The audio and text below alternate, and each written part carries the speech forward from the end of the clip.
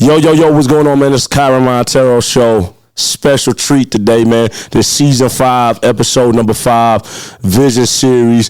And this is called The Other Side of the Coin, featuring the one and only Ed Bounds. We're going to play some music off my new album, and then we're going to dive in, man.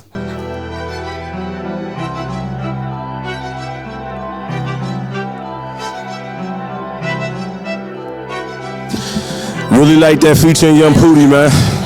Visionary in the flesh, I'm really like that. Build it from the ground up, I'm really like that. Pow. Fight squad, be the movement, boy, we like that. Bringing light to the culture, really like that. Really like that. Really like that. Really like that. Really like that. Fight squad, be the movement, really like that. Bringing light to the culture, really like that. What's going on, man? Welcome, man. Mr. Ed Bounds here. Round of applause, man. Thank you for having me. Hey, man, that joint was riding right there. I had to send it to you, man. Yeah. I had to send it to you, man. All right.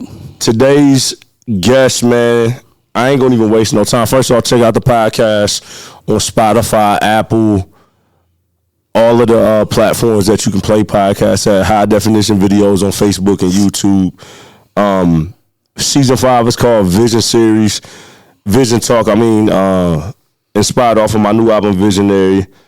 And today's guest is, to my knowledge, and he confirmed it's true, the OG of podcasting, right? Yeah.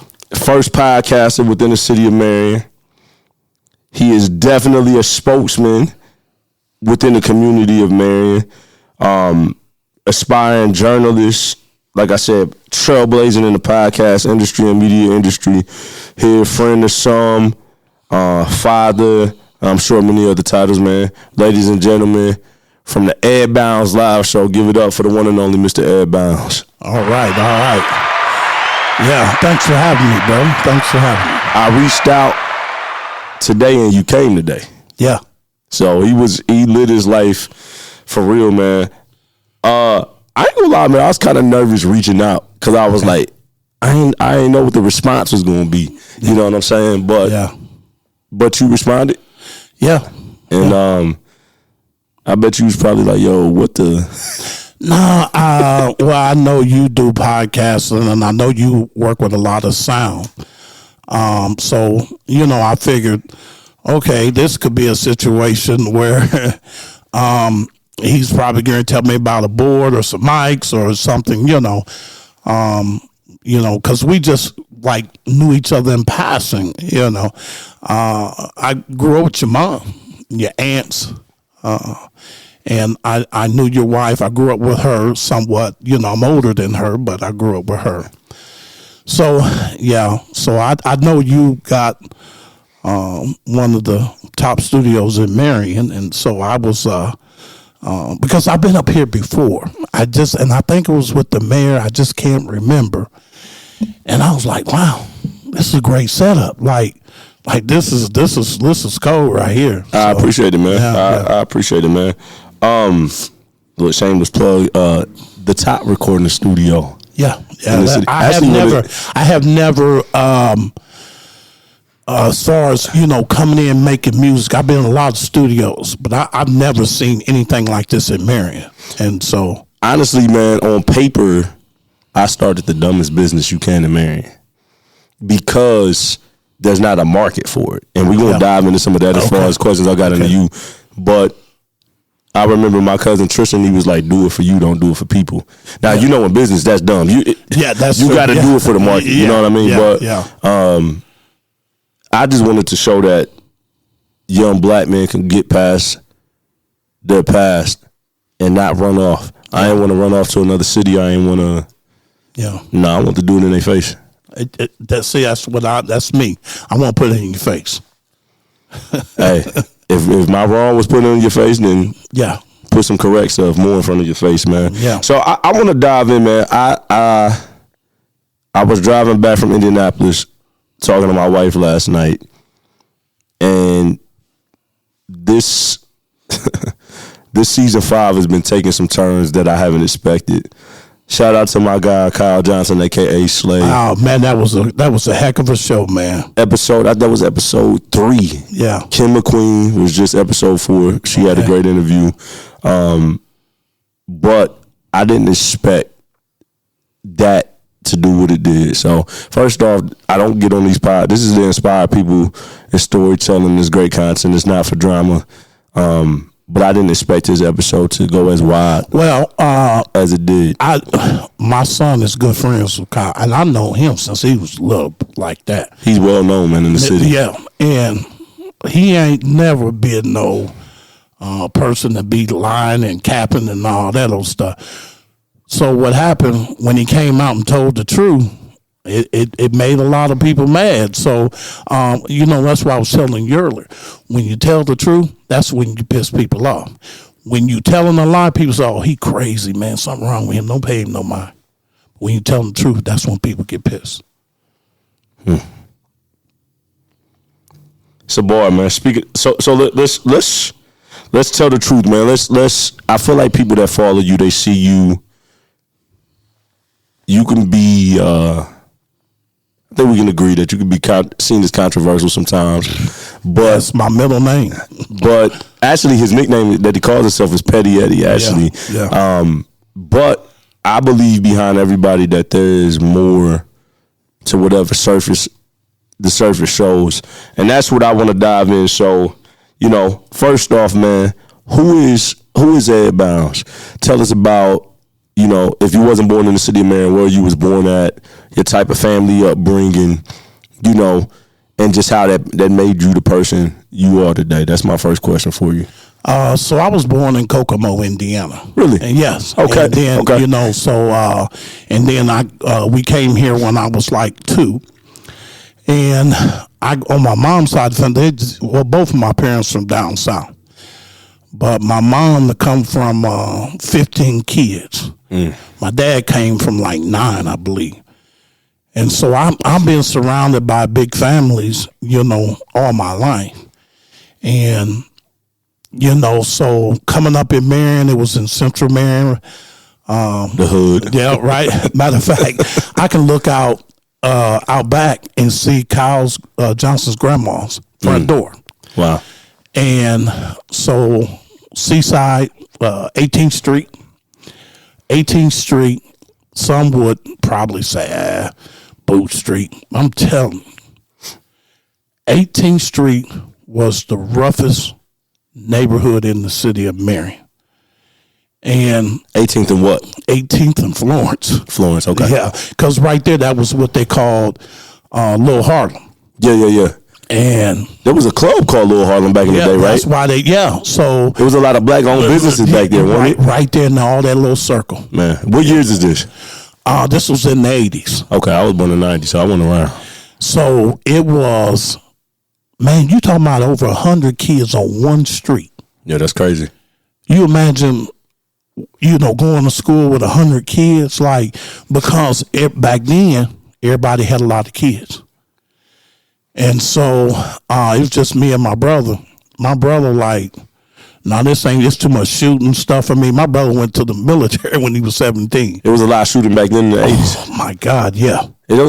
People try to say that didn't really come in Marion until about the early 2000s, like a lot of it. No. That is a bold-faced lie. So back in the 80s, there was a lot of... Yes. J.K., who came on the force back then, he will tell you that's how he rose in star power, because he started coming down there with Norm Johnson. That's used to be a black detective. Man, it was bodies on top of bodies down in Little Harlem. Really? Oh yeah, man. Because you on a weekend, you would literally have 3,000 black people down there. 3,000. There would be live bands down there playing, and people drinking, man, when you get full, people, they get courage. Tell me if this is true. I heard that Babyface, before he blew up, Babyface was a part of a group. I heard that they played in Little Harlem. Is that true? That is true. So Babyface was hanging around Marion. He would only come and play, and I was like, wow, I heard it and I didn't get a chance. Matter of fact, I was in Louisville when one time they said he was coming, and I didn't get a chance, but everybody was talking about it, and I missed it. Cause a lot of people don't know you from Indianapolis. You know what I mean? Yeah. You're Indiana native. And cause I done time with his brother, and he was my bunkie. And man, let me tell you, Lil Harlem was off the hook. And my brother, me and my brother, we're different like night and day. When they would shoot, he getting under the bed. I'm trying to go out here and see what the bullet hole look like. I'm trying to see. I want to be right there and watch it happen. So yeah, you was in the mix. So my mom like, you retarded. Like you my retarded child. And I'm like, nah, Mom. Like I just wasn't scared. I don't know what was wrong with me. So you came up from Kokomo, came over here. Yeah. What was life like around you graduating high school and then starting to enter your adult? Well, I didn't get a chance to graduate high school. Whatever that looked like back then. Man, so I started selling drugs at a very early age. So I went to school and I would fall asleep or I would make connection with women. And that was it. Like the only thing I got a good grade in was in lunch. You know what I'm saying? That's the only good grade I got. All the rest of my grades was F's. So I didn't take nothing seriously. And, I was in fights all the time because, either back then you either had to be a vice lord or a gangster's disciple. And the gangster disciples was predominantly deep here in Marion. It wasn't a whole lot of us vice lords back then. So I was I was in trouble all my life. So I'm gonna go off script a little bit. So you come up, product of your environment. Yep. Get involved in that. Where does that road take you? Well, it got me in the boys' school and then prison. And so I spent a lot of my life incarcerated. And so it was, I don't know. I didn't care. It was like, okay, you going to prison. Yeah, okay. So basically, I learned to be a man in the Department of Corrections. Yeah. Yep. And did you have a pops in the house growing up? I had. So when Kyle Johnson was on here, he had his mom and dad. I had a mom and dad too. Yeah. It was just when you see dudes out there getting money and you see the potential and I can do sell drugs better than him. And so my dad asked me when he found out I was selling drugs, he was like, he said, instead of me yelling at you, let's sit down and let's talk about it. Will you ever stop? No. Why? Because I'm good at it. That's what I told my dad, bro. My mom just got up and walked out the living room, bro. Yeah, it was crazy. Like I told Slay, I'm not gonna lie, man. Coming up in the '90s, some of my cousins was like that. I ain't gonna say no names, but so it was weird growing up in church, preacher's kid, that world, but then seeing the other side. I had aunts selling. Yeah. I ain't gonna lie, man. Then I'm seeing cats like Master P, Jay-Z, Jay Prince. I'm in music. Yeah. I'm like, oh, that's what you got to do. That's what you got to do. You got to hop in the game and then take that money and clean it up. And then I seen my cousin get locked up, who was the center of it all, and just seeing how life turned out for him. And I ain't gonna lie, I was just like, I just wanted to go down a different path. But I understand why people, not justifying anything, but I understand why people get in that lane. Because if you work in a job, you're only gonna get so much over here. Yeah. If you ain't got generational wealth, you ain't got nothing to fall back on. So it's like, people sometimes feel like they don't have a choice. Well, if you're a drug dealer, so if you here, you can be very handsome or whatever, and you're a drug dealer, And then you got this guy over here. That's a good looking dude, but he want to go to school and he's talking about going to college or whatever. All the women don't want him. They want that drug dealer. You know what I'm saying? And it's still like that still to this day. Yeah. And now you said you was brought up in the church. Do you know I was brought up in church too? Yeah, most black families was. In slavery, black people was the most Christian-centered people in the country. Yeah. Because we didn't have no choice but to lean on God. My dad, he's, I think it's 58 years a deacon. And which church? He started out at Rising Star. That's where we started out at. Is that Reverend Love? No, Rising, that's Morning Star. Morning Star, okay. Rising Star was founded by B.T. Jackson. Okay. Reverend Jackson. And so my mom was a godly woman, but mom was mom. And because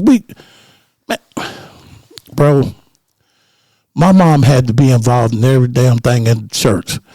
We went, Tuesday was Ladies' Day. Wednesday was prayer meeting. Friday would be deacon's night. Saturday, choir rehearsal in church Sunday. I told mom, I was like, man, can we take a day off? Like, don't we get enough? Man, let me tell you, we went to church so much.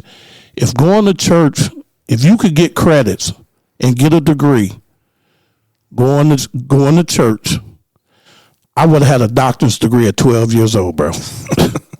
Like real talk. But it didn't mean I didn't love the Lord. But like I said, you go to church, man, when you're young, you ain't really, your mind is elsewhere, especially when you got your mind on women, But people in the Bible, all of them dudes, man, all of the stories of the men in the Bible, women, they were people. Yeah, they were. They were people trying to get it together. If you ask my dad, and a lot of people know my dad, if you ask him a question, and mine shall tell you, if you ask him a question, it'll take him probably about 10 minutes to answer. But if you asked him, am I ready to be a deacon? He'll say no real fast, like that. And because he's right, because when I wanted to be a deacon, bro, they was like, we need to work on you. Well, I said, for what? They was like, well, you got, somebody overheard you say sister such and such had a fat ass. And you can't be talking like that, bro. And I'm like, well, okay, that deacon thing out the window now. So, yeah, bro.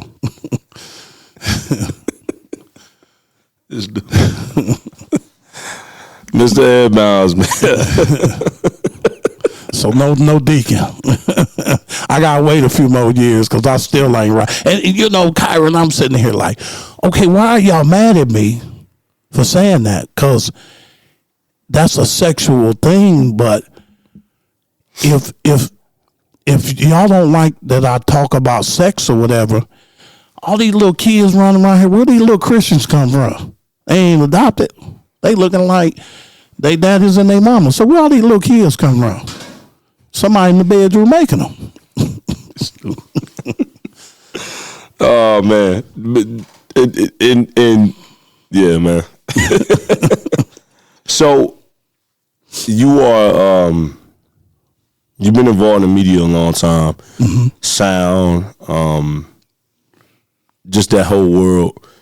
What age did you start diving into media, sound? Like at what age did you start getting interested in that? Because obviously you said you spent some time incarcerated. So, oh man, I don't know the exact age, but I can tell you in 2000. So I come home in 2015.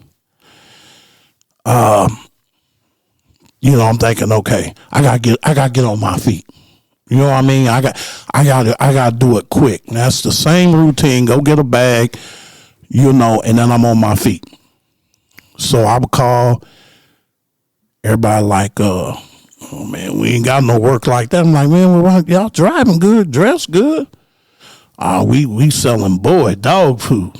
What the hell is that? That's heroin. I said, I'm cool, bro. I didn't want to sell nothing. Somebody shoot up. You know what I'm saying? So I'm like, man, y'all can't get no powder. No, man, ain't nobody doing that around here. You been gone long. Things changed, Dad. Like, all right. So when they left, my dad, he said, "Now I said, well, Pop, I'm about to go get a job." And so I went and got a job, and I got to thinking. I saw on the internet they was talking about podcasts gonna be the future. And I'm like, okay, so I got to do my research, and I got on Amazon. And bro, I saved my money, like legit money. And I bought a soundboard. I set that thing right there in front of my bed. And learned it for 3 months, learned how to work it. Because you see this is foreign. If you ain't never been around it, you like, man, you know. But if I walk up to it now, man, I got this, I know I'm doing. Yeah. But back then, it was like, okay, so I taught myself. And then I started getting more equipment, and I said, well, you know what? I need to start a talk show at Marion. And then. What year is this? 2017. 17. So it's not long ago. No, not long ago at all. And so a lot of people are like, you ain't gonna be able to pull that off. People gonna step on you. They gonna make sure you ain't going. I was like, nah, I gotta be different. And my brother said, well, how you gonna be different? I said, because I'm gonna let people know I ain't scared to tell the truth. I'm gonna be that person that I'm not gonna sugarcoat,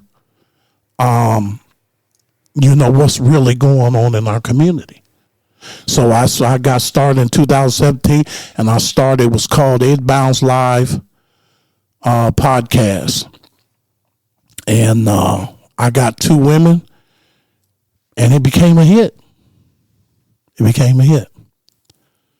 Yeah, I mean, as far as podcasting specifically, I can't remember anybody doing it prior to you doing it. And if they were, it wasn't a lot of noise. I wish there was. You know why I wish there was? Because I had no help. I had nobody I could say, hey, can you show me this? Can you show me that? Bro, I was going up to people and I'm like, man, I want to start a podcast.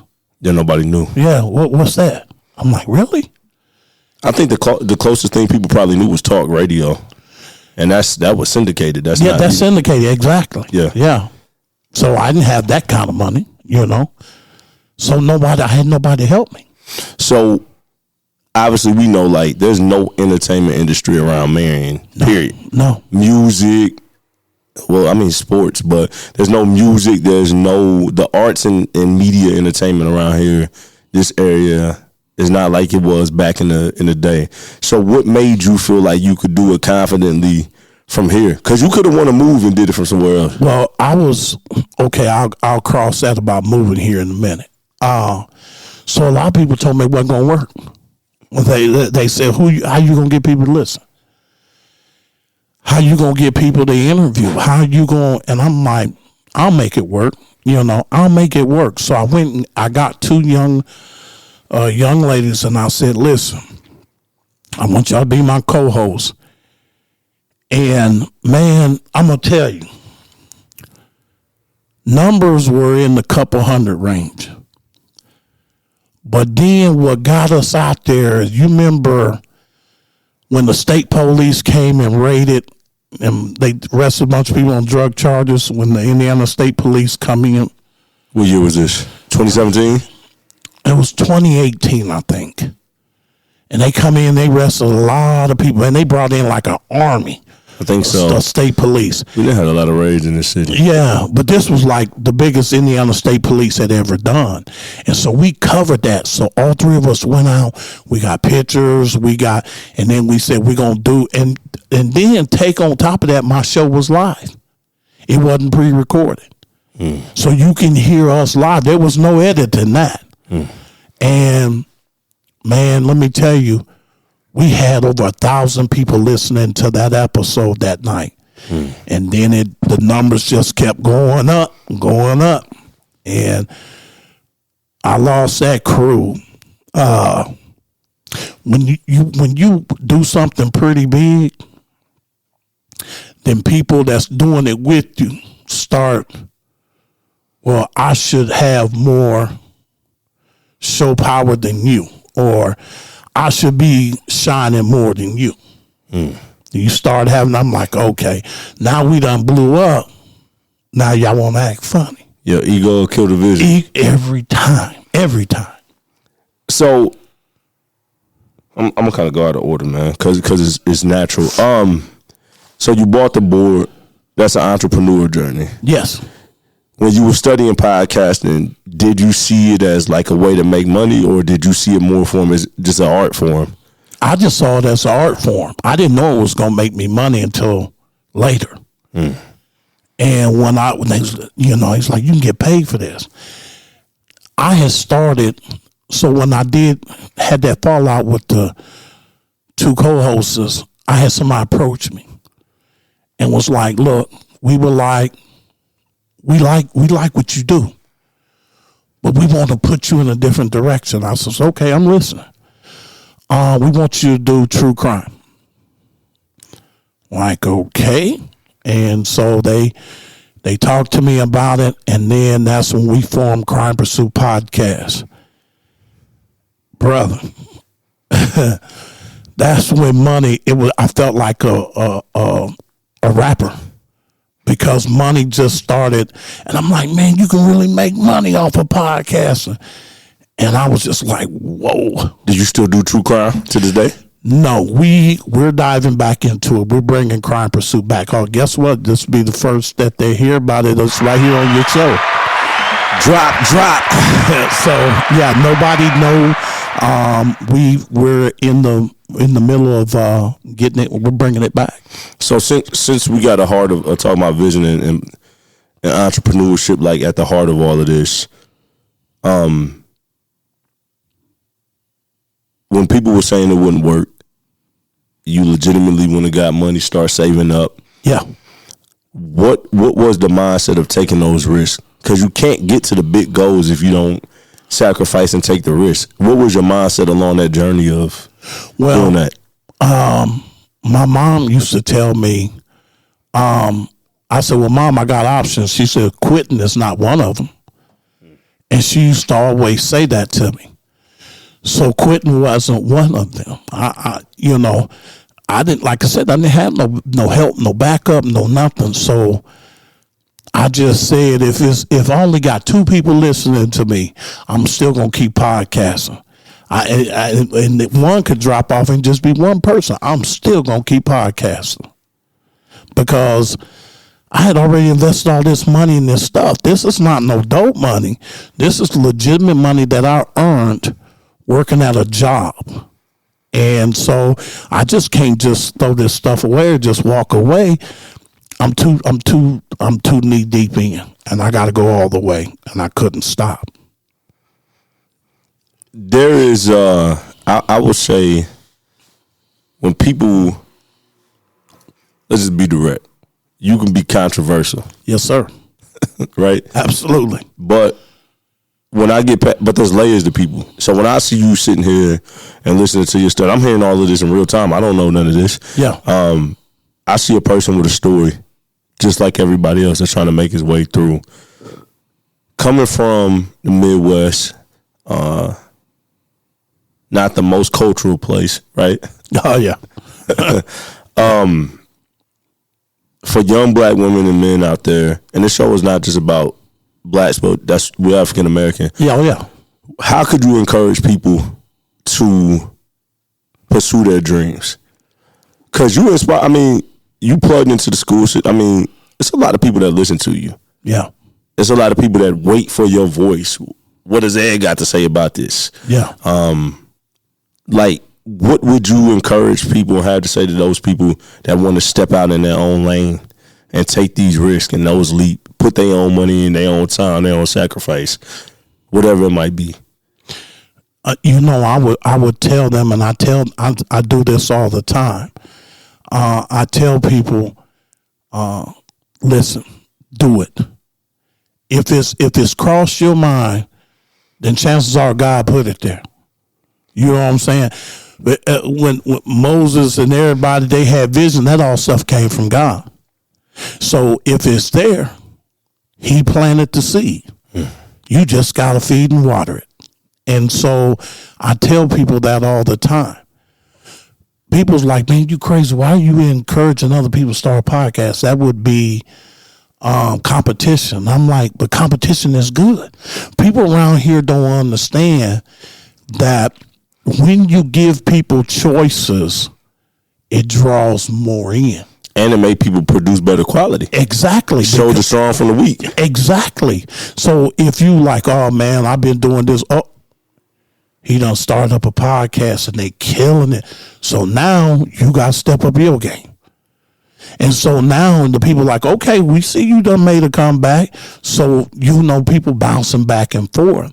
And so I'm always encouraging, especially young black women and black men, to do podcasting. I was just talking to somebody, we was at a restaurant, and we was all days like, she was like, I've been on the podcast. I'm like, why didn't you say something? And I have told people, I was like, look, you can come use my studio. I'm not tripping. I won't charge you, but you can use the studio because I do want to see, because you don't know who could potentially blow up to where they get millions of followers and listeners and whatever. You never know. That can come right through your studio. Sound like you need to start a network. Yeah. Well, I have been talking to people and telling people, don't be afraid to come to me. Because one thing about what people don't know about me, I help a lot of people, bro. I help a lot of people. And I just don't talk about it. I don't brag about it because that's embarrassing to a lot of people that would have to say, Ed had to help me with my electric bill, or Ed had to help me with this, or me and Maisha and them, our whole podcast crew, what was it, 20 families? 20, we took 20 families to Walmart this past Christmas. That's dope. And Maisha and them, they did the heavy work because they took each family and told kids, get what you want. Get what you want. We're going to cover it. And it was, I caught some criticism because we was helping real people that really needed it. Don't come from trying to take advantage, because that's not what we're going to do. That's a problem in this country right now anyway. Exactly. Yeah. And so there was this one young lady came to me, and I'm like, why you ain't working? I don't know. That's what she said to me on the messenger phone. And I said, were you still with that one young man? And yeah. Now I know he out here selling drugs. You want us to take you and your kid shopping, and you don't want to work, and your old man out here got a dope sack. Like, girl, man, I hung up on her, bro. And I'm direct like that. But when people really, really need it, and they like, Ed, I'm doing bad, man, they get my full heart. And they, rest of my crew, they see it all the time. And, so I'm always encouraging people. Young ladies like, I need to try to find a way to make some extra money. Well, she's got a good voice. And I said, why don't you start a podcast? Facebook pays pretty good.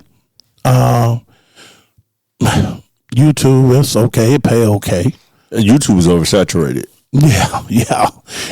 Because it's a lot of kids on there. Yeah. And so, but Spotify and Apple, they pay pretty good. And so I tell them, I'm like, look, why don't you get your microphone? Like pick up your cross, pick up your microphone. Yeah. And you got a good voice. Use it, but she's shy. And, like Maisha, she's young. Maisha would have never thought she'd be in the position that she's in today. Brooke got picked on accident because she was camera shy. Now she's like one of the top of the team. Megan, I had been after her for years and finally got her. And then we got Maisha last, and she was shy. Like Maisha she couldn't do cameras and microphone. Now she's just straight raw talent. And so I like doing stuff like that because it helps her. It helps Brooke, them, everybody come, and we fellowship. Man, we have so much fun doing what we do. He's talking about his podcast host, if y'all don't know. Yeah. One of them in the background right now. She don't Maisha Porter, she is with me. She came here to support me. She's on the Ed Bounds Live After Dark is what it's called. And, man, we have a lot of controversial stuff on there. So, what made you take that lane of ruffling feathers? I'm glad you asked that. Because I know, especially locally, because I know you reach way out of Marion, but just here in the city of Marion, it's only 30,000 people here, and it's a small world real fast, and people it translates to real life. So I'm sure that you said things about people, that you've had to come across in real life, like. What made you take that lane of ruffling feathers versus just, I don't know, presenting it a different way? Well, I'm going to tell you, I have sat back in this community and I have watched the radio station, the Chronicle Tribune. I have watched these different entities. They would do the news on these people, but didn't do the news on that people. Mm. And people, they was like, what can we do about it? What can we do about it? And it was nobody to go to. Used to, when we used to get mad, we were like, we calling the NAACP.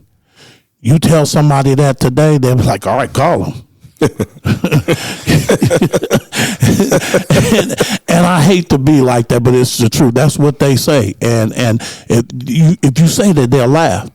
But if you say, don't worry, I'm calling Ed Bounds, and I'm going, whoa. Let's talk about it. So I like hearing that because there are people in this community that get an unfair shake. They're arrested and innocent. They're mistreated in a jail somewhere. Their lawyer won't do nothing for them. It's always something.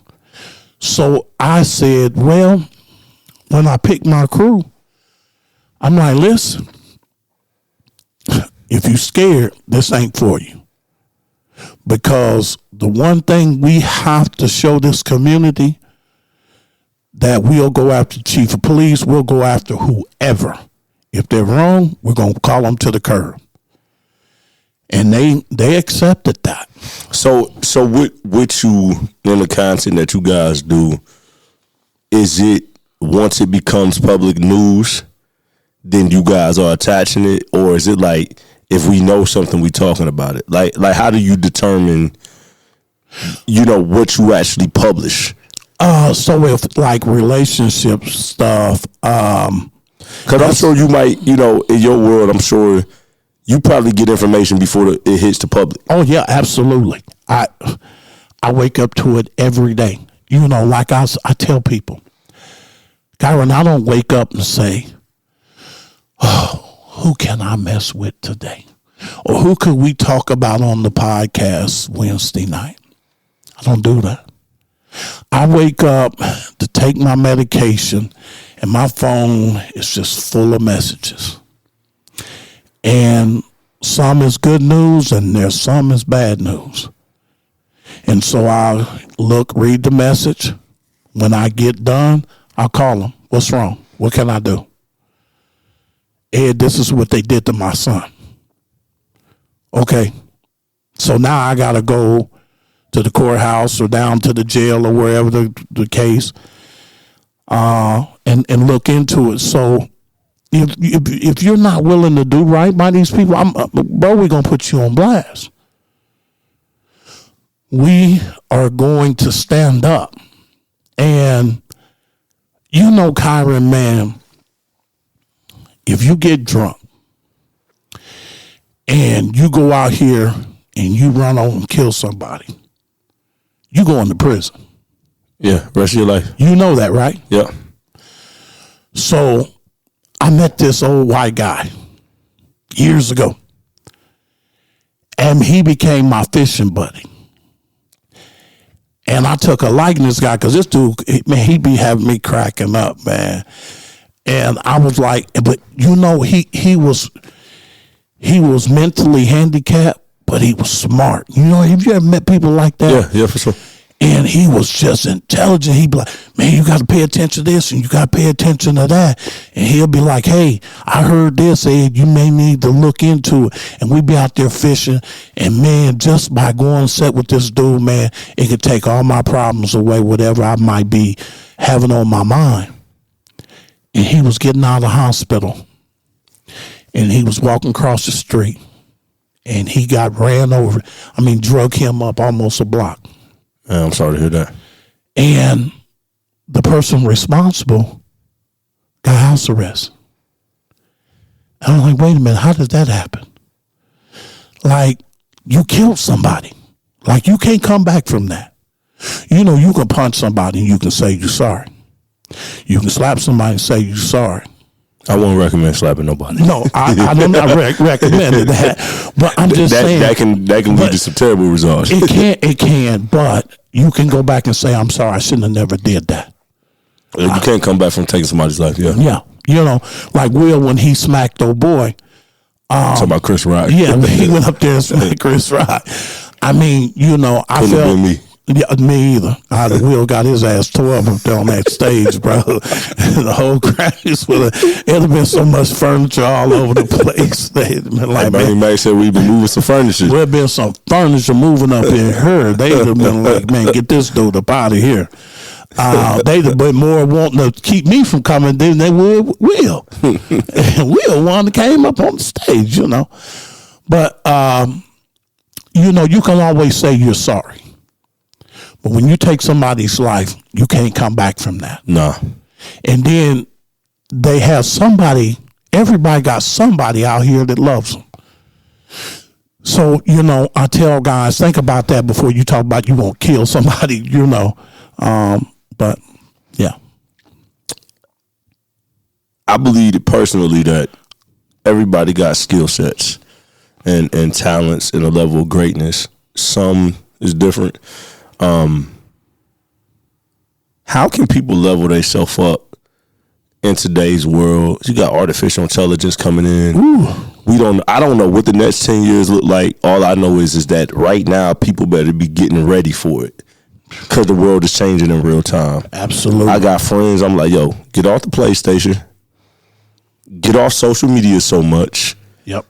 Not like I ain't got it all figured out, but I believe I'm gonna be a future millionaire one day. Yeah, I believe I'm gonna be a multi-millionaire. You're in the hunt. I'm in the hunt. Definitely. Yeah. And so I've seen some of the most growth in our business in the last year than I have in the last 7-8 years. And like, what do you say to people with technology coming in and all of that? Like, how do people position themselves to win in the next 10 to 20, 30 plus years, creating that generational wealth? Because I feel like it's a new world coming. Well, you got to get in the hunt. You got to grab your rifle and get out there and go get it. Sitting in the house, listen. I tell people all the time, sitting on your couch in front of the TV, you ain't gonna get nothing done that way. If you got a plan, go out there and chase it, and chase it 21 hours a day, because you got to have some time to sleep. But, you know, you don't need no 8 hours of sleep. Get out there and chase that. And don't give up. Just learn AI. You got to learn AI. It's the future. And learn it, and you can make money from it right now and get good at it and put in a plan. execute that plan. Don't just say, well, I want to do this, and then,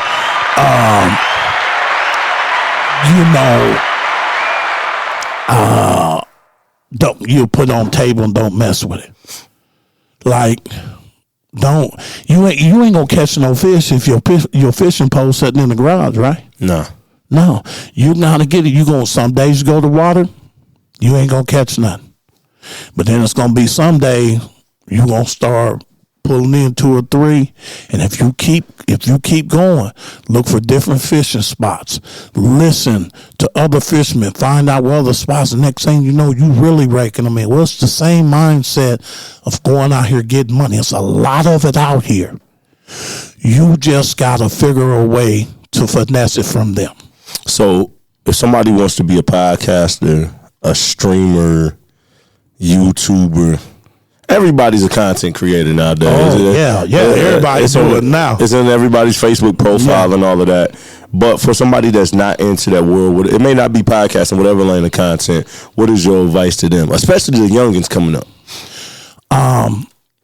Do it. Listen. What is Charlemagne the God? They gave him iHeartRadio. I believe gave him like $200 million to get podcasters that he can bring. Hold up. You didn't hear about that? They paid him $200 million? They just signed him a $200 million deal. iHeart.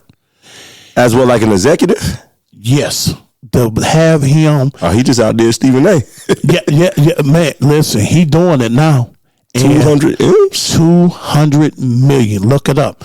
And what he's got to do is go out here and get young podcasters and make a network of young podcasts. That's all he got to do. iHeartRadio. Me and Ed to do it for $100 million, 50 each. Yes, fire Charlemagne now. Yeah. Talk to your lawyers and figure out what clause you can terminate, and we'll do it for 100. I promise you. Nah, I'll do it for 5. Man, I'm just trying to get to the end. Man, but it's crazy the money that's in content, because even now, like in hip hop, so we ain't selling CDs no more. No. 85% of the market is Spotify. Now you got artificial intelligence artists coming in. You got AI artists. Yeah. So Spotify has went from 100,000 songs a day to 300,000. So now what they doing is, if we can create an AI artist, we ain't got to pay producers. We don't got to pay song. We don't have to pay nobody. So like, content is where it's at. Rappers are making more money off of streaming than they do with their music. I guarantee you, NBA YoungBoy, somebody like that, he'd probably go live on the stream and make more money than he would coming out with a new record. Man, that is so true. It is so much money in the content creative. I'm talking about billions. And drop some game, man. Drop some, cause you do this for. I don't make money off this stuff. This is just fun for me. I do the production, right? But drop some real game for people that want to get in it. So man, listen. If you find something, all you got to do is find a subject. Say like you want to do a podcast about fishermen. Okay, so identify the crowd you're trying to attract. Once you identify that crowd that you're trying to attract, then put your content together and keep grinding with that. And all you got to do is just figure out the crowd that you're after. There's so many crowds out there. What he's talking about is called target marketing. Yes, absolutely. That's just where it's at.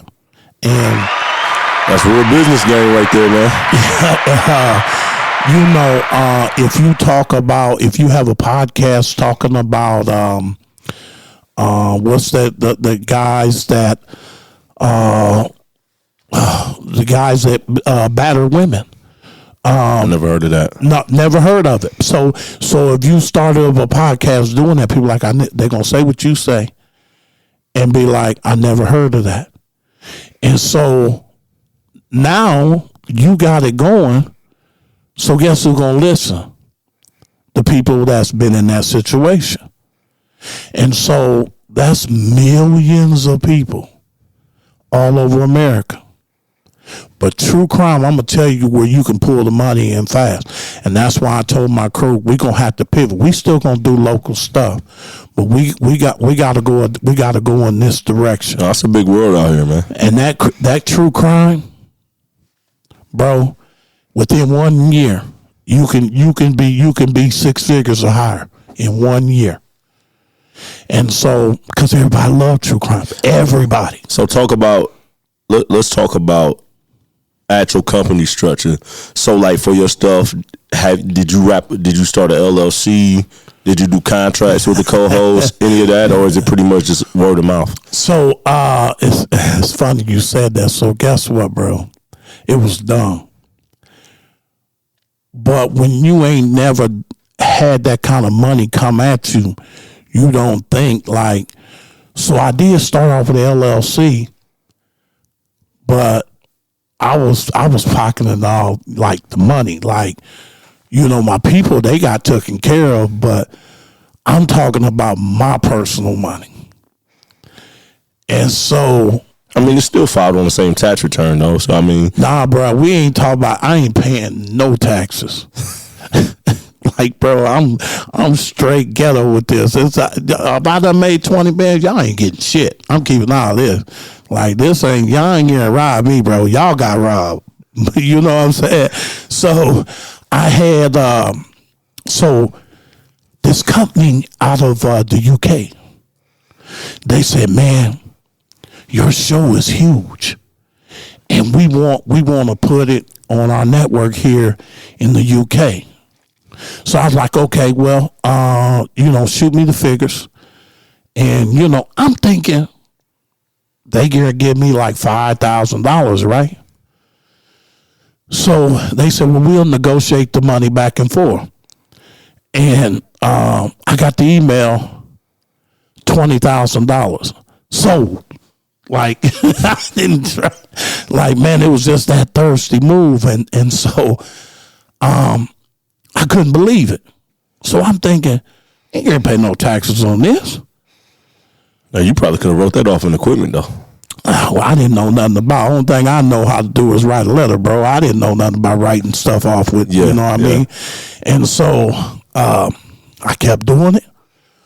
More other companies. I had radio stations out west paying me for episodes. And then, as it should, here came the IRS. What I didn't know, they was turning in, hey, we paid this. They was writing their stuff. Yeah, W-9s and 1099. Yeah, and they like, okay, well, who's this Ed Bounce and Crime Pursuit? And so here they came, bro. And Lynn Johnson, man, she used to be on stage. She's a expert. And I went to her. I was like, Lynn, I'm in trouble. She an accountant? Yes. Okay. And I, man, ever need an accountant? She's the one. Like, this woman is. And so they was coming for me. They was coming. And I hired her. And she got me out of not once, but twice. The second time, she was like, look, let's sit down. I won't have a talk with you. When they come the third time, you won't win. They're going to they're going to come take all that equipment. They're going to take everything you have. So I said, all right, well, show me. So she set it up for me, and I started paying taxes, and I'm sitting there like, I'm watching, I'm looking at my statements. She's like, Ed, this is the right thing. I'm like, okay. You know, I'm sitting there literally pouting, but it's the right thing to do. But you know, the player thing to do is, especially like outside of you being a podcaster, you're the CEO. Yeah. So, S corp, you can basically put yourself like on a salary. Yeah. So all of that self-employment tax and all of that, I mean, you can save probably. I mean, you ask her, I don't know the figures, but probably 15 to 30% on taxes. Well, you know, when I brought Brooke on, Brooke's good with money. Brooke is like she's a genius when it comes to figures. A lot of times, man, a lot of women can manage money a lot. They grow up faster than man. Brooke is the queen at knowing how to. And she's like, "Yeah, sit down. Look, this is what we need to do, and this is how we're gonna write this off, and this is how." Like she. Man. So you got in-house accounting. Oh my God, yeah. Brooke is amazing. So for the people listening, tell them how important is paying your taxes as a business owner. Man, listen, pay your taxes, or they gonna come take your computers. They gonna come take the family cat. They gonna come take the family dog. The dog's raw high. Your dog's drawers. They coming to take socks, drawers, and all. And then you be sitting on the my should laughing.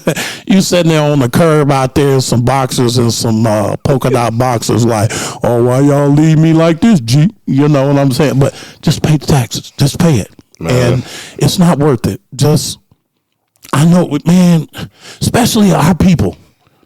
We get money coming in, and we like, ooh.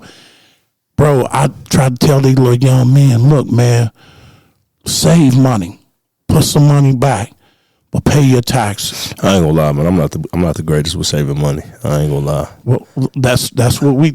I get a check and want to break or a paid invoice. I want to go bust it down. I ain't gonna lie.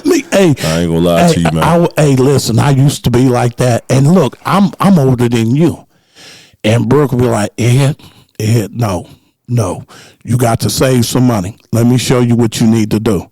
You be proud of me. I'm getting older now. At the age of 35, almost 36, I just got a client that paid they just annual instead of monthly retainer. They just did it at once, and so I wanted to put it in the bank. Oh, but I needed to reinvest it. Yeah, back in, not for my own show, but for clients, and so I didn't want to spend it. But you got to spend money to make money. You do. Now, let me ask you. You have artists. You're talking about for the record label? Yeah, for the record label. Do you run into challenges with them young dudes? And they like, hey man, they done wrote one verse. Hey, you got any money? I mean, I don't know. What's your challenge? So the way to make it all make sense. So the way that everything is set up. I got like 3 or 4 companies. Okay. So the record label, Engage Records, is his own company. Frequency Canvas, the record, like the audio stuff, is his own company. Then the media company is called Media by Canvas, and we just started that last year, so that it doesn't all cross-contaminate.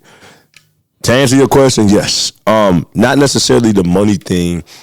I don't care if you Barry Gordy or Harry Gordy. Everybody gonna have a problem running a record label because we're artists. You deal with egos. Yeah. Just like I think that's in any career. Just like you said, with podcasts. And I'm not disrespecting nobody, but it's the ego thing. Yeah. But luckily enough, man, for the most part, the guys we got here are good. I'm gonna be honest. In 2020, when COVID, when stuff started opening back up, I was ready to bounce. Yeah. And I seen a resurgence. First off, I was fooled by all that PPP money. Yeah. I ain't never seen so many young black entrepreneurs at one time. I'm like, oh, this is dope, bro. We about to have like what was the Utah? Like a Black Wall Street around here. Yeah. I thought, I'm not going to lie. I'm like, y'all about to stay around. Yeah. Then I seen what Ronnie was doing with Morel Scooters. And so when we first came down here, it was a co-op shared space. Yeah. And I was like, yo, this is crazy. I ain't never seen this in Marion. And then all that PPP money phased out. And I'm like, yo, where all the hustlers at? I thought we was all about, building up business. Man, they was in Miami and all kind of stuff. That was BBL. Yeah. PPP. Yeah. How you, and it's funny because on them applications, they didn't know it would be public. Yeah. So I'm looking at people that got talking about such and such factories. I got 50 employees, but your address is Granton Place, which is an apartment complex. Yeah. You ain't got no 50 people working out. So it was just like, yeah, man. So past all of that, I was ready to leave. Yeah. I was looking at Indianapolis. Indianapolis I still got my partners there still all the time, like, yo, bring you here. But I wanted to stay in Marion and be a part of a trajectory of changing. And great. This ain't to ride my guys back, but I don't care nobody say, man Morel is killing it. Oh man, let me tell you. And It's history in real time, man, and they gonna miss it one day. Man, you know what? When he's gone, and it will be a day when he's gone, they gonna wish that they had him still as a mayor. You know, Ronnie, he's not doing it for publicity. He's doing it because of love. And he's holding people accountable. And we never had that. Like, bro, I done seen a lot of mayors in this community. I ain't gonna lie. I think Wayne Sebo was a better mayor than what people give him credit for. Wayne, that is so true. He wasn't perfect, but he there's still things from his terms that are still around. Well, he still got legacy to this day. You know, Wayne and Ronnie the best two, in my opinion. I think Ronnie is GOAT, in my opinion. But Ronnie's the GOAT. He's the GOAT. Just, you know. But salute to the homie. Wayne, you know, a lot of stuff with his brother, with Chad, got in that, you know, involved with the lawsuit and stuff like that. And, you know, people, they put me on his trail. I didn't like Chad Sebo. But when he gave me a box of all the paper trail, you know, they say follow the paper trail, right? Yeah. I went through the paper trail, man, it's still 1 penny. He ain't still 1 penny. You can't always judge a book by its cover, man. But when I tell the girls this, when the lie is more entertaining than the truth, they're going to ride with the lie before they ride with the truth because it's more entertaining. And so can't nobody show nothing, but they just keep running. They say, well, I said, well, what millions? Where did he steal it from? He put me on the trail of what he took. And so I go, I don't know, but I heard, see, man, get away from me. Get away from me. So I just think that because Wayne really, really tried. There was a lot of people with a lot of money that was blocking Wayne from doing what Ronnie is doing. Ronnie got people that if they try that with him, they going to kick their doors in. Like, there's a lot of people who love Mayor Morrell. Yeah, for sure. And so they tried it, but then people got at him and was like, if you pull this like you pull with Wayne, we coming. So they stopped. And now Marion is looking its best that it's ever looked. And we have so much going on in this community. And you still got a few people that got something to say. Man, let's talk about that. Okay. First, I got two questions for you. One, yeah. If you had to write, if Webster's Dictionary came to you or dictionary.com, okay, they said, Ed, write the definition of what being a visionary is. Okay. Because you're one yourself. How would you write that? I would write that as you say, as a visionary. Visionary. What's the Ed Bounds definition of what a visionary is? That's the name of my new album, so I gotta ask you. Okay. Man, something bigger. You know, the push for better. You gotta think, man, my vision for life is just life. You gotta think, I don't know if you know this, but I stared death in the face, right in the face in 2021. You had some health scares, correct? Yes, sir. When COVID came out, I was one of them people. And when I was at the hospital, that's when young Dolph got killed. Yeah. Rest in peace, man. I was a Dolph fan. I was too. Get paid. Yeah. And I'm watching on news. I'm like, why they kill that kid, man? And they come in, they told me, they like, you got to go on the vent. And I'm like, nah, heck. And they said, oh, you won't make it tonight. Your heart is working too hard to keep you breathing. You got, so they went by, after they put me on the vent, they knew Thanksgiving night, they called my family in. It ain't gonna work. We gotta let him go. And my brother was like, what? So my ex-wife was like, well, you told us that he would be on there 2 weeks It ain't even been 4 days and y'all want to unplug him? He's too bad off. So they told him no. So I ended up getting Lifeline up to IU Health. And in Indianapolis? Yeah. They tell him there, we don't think we got him too late. It's nothing we will. And my family like, please don't give up on him. So they didn't. And bro, I woke up on New Year's Eve night. It's my anniversary. That's crazy.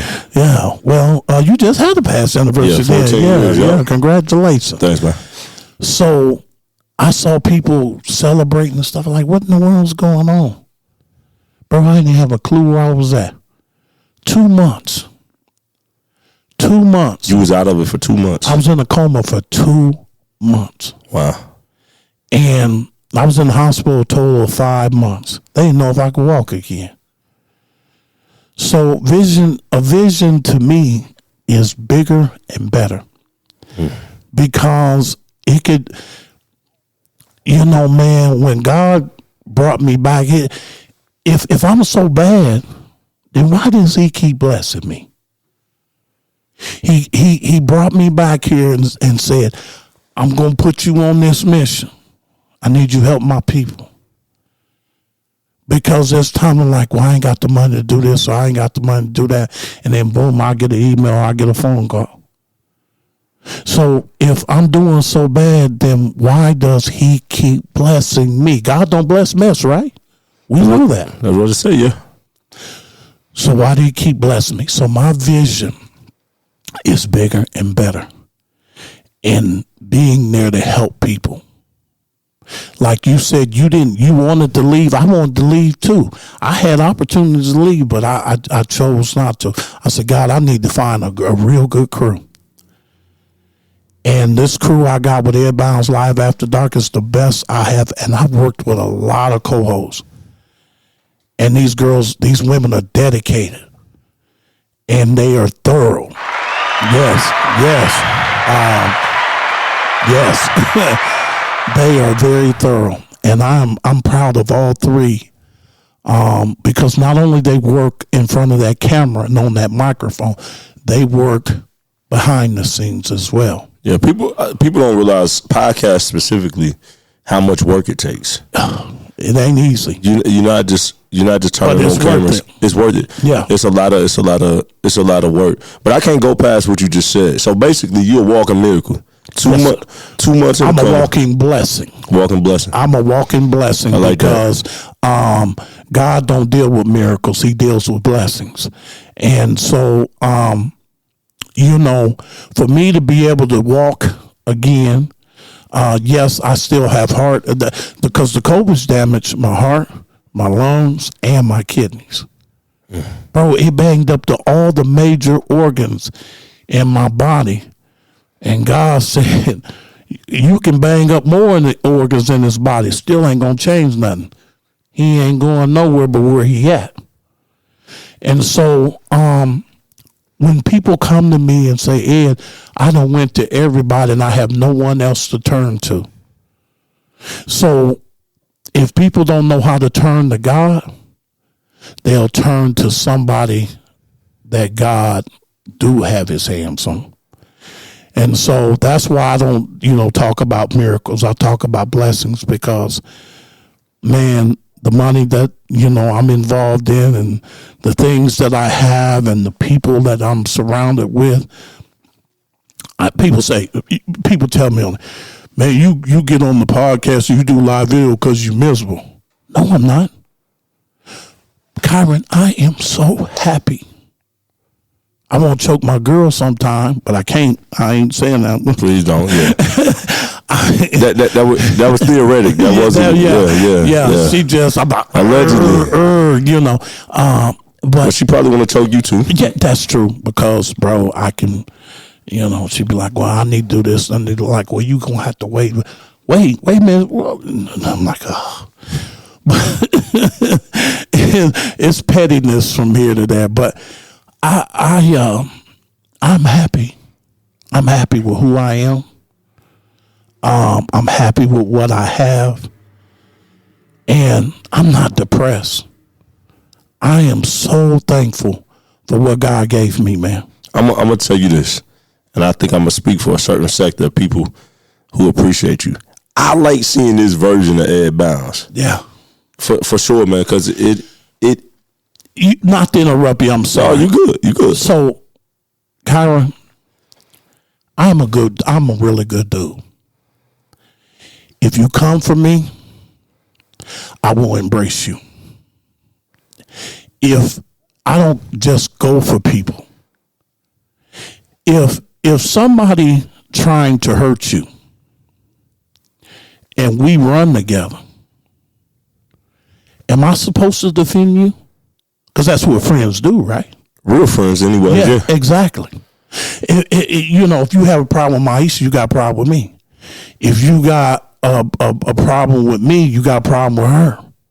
And that's real friendship. And people don't, like I said, I don't wake up to go after people. I have a really big heart, and I do want to help. But when you mess with my kids, my grandchildren, or my friends, you get that ugly end. I also think it's out of pocket to come for people's brands and business too. I won't bring up the specific situation, but you know the situation that just happened. Yeah. I didn't care about the personal stuff being said about me. Yeah. Don't come for the brand though. Right. That's the way I feed my kids. Well, the brand, one thing I found, when that brand doing good, then that's when the problems will come. Jealousy. You gotta think, man, all this stuff you have here, nobody around here got that. Man, but we're here to try to help. Some of the most endangered people on this planet are black men and black women. Yeah. I know some are.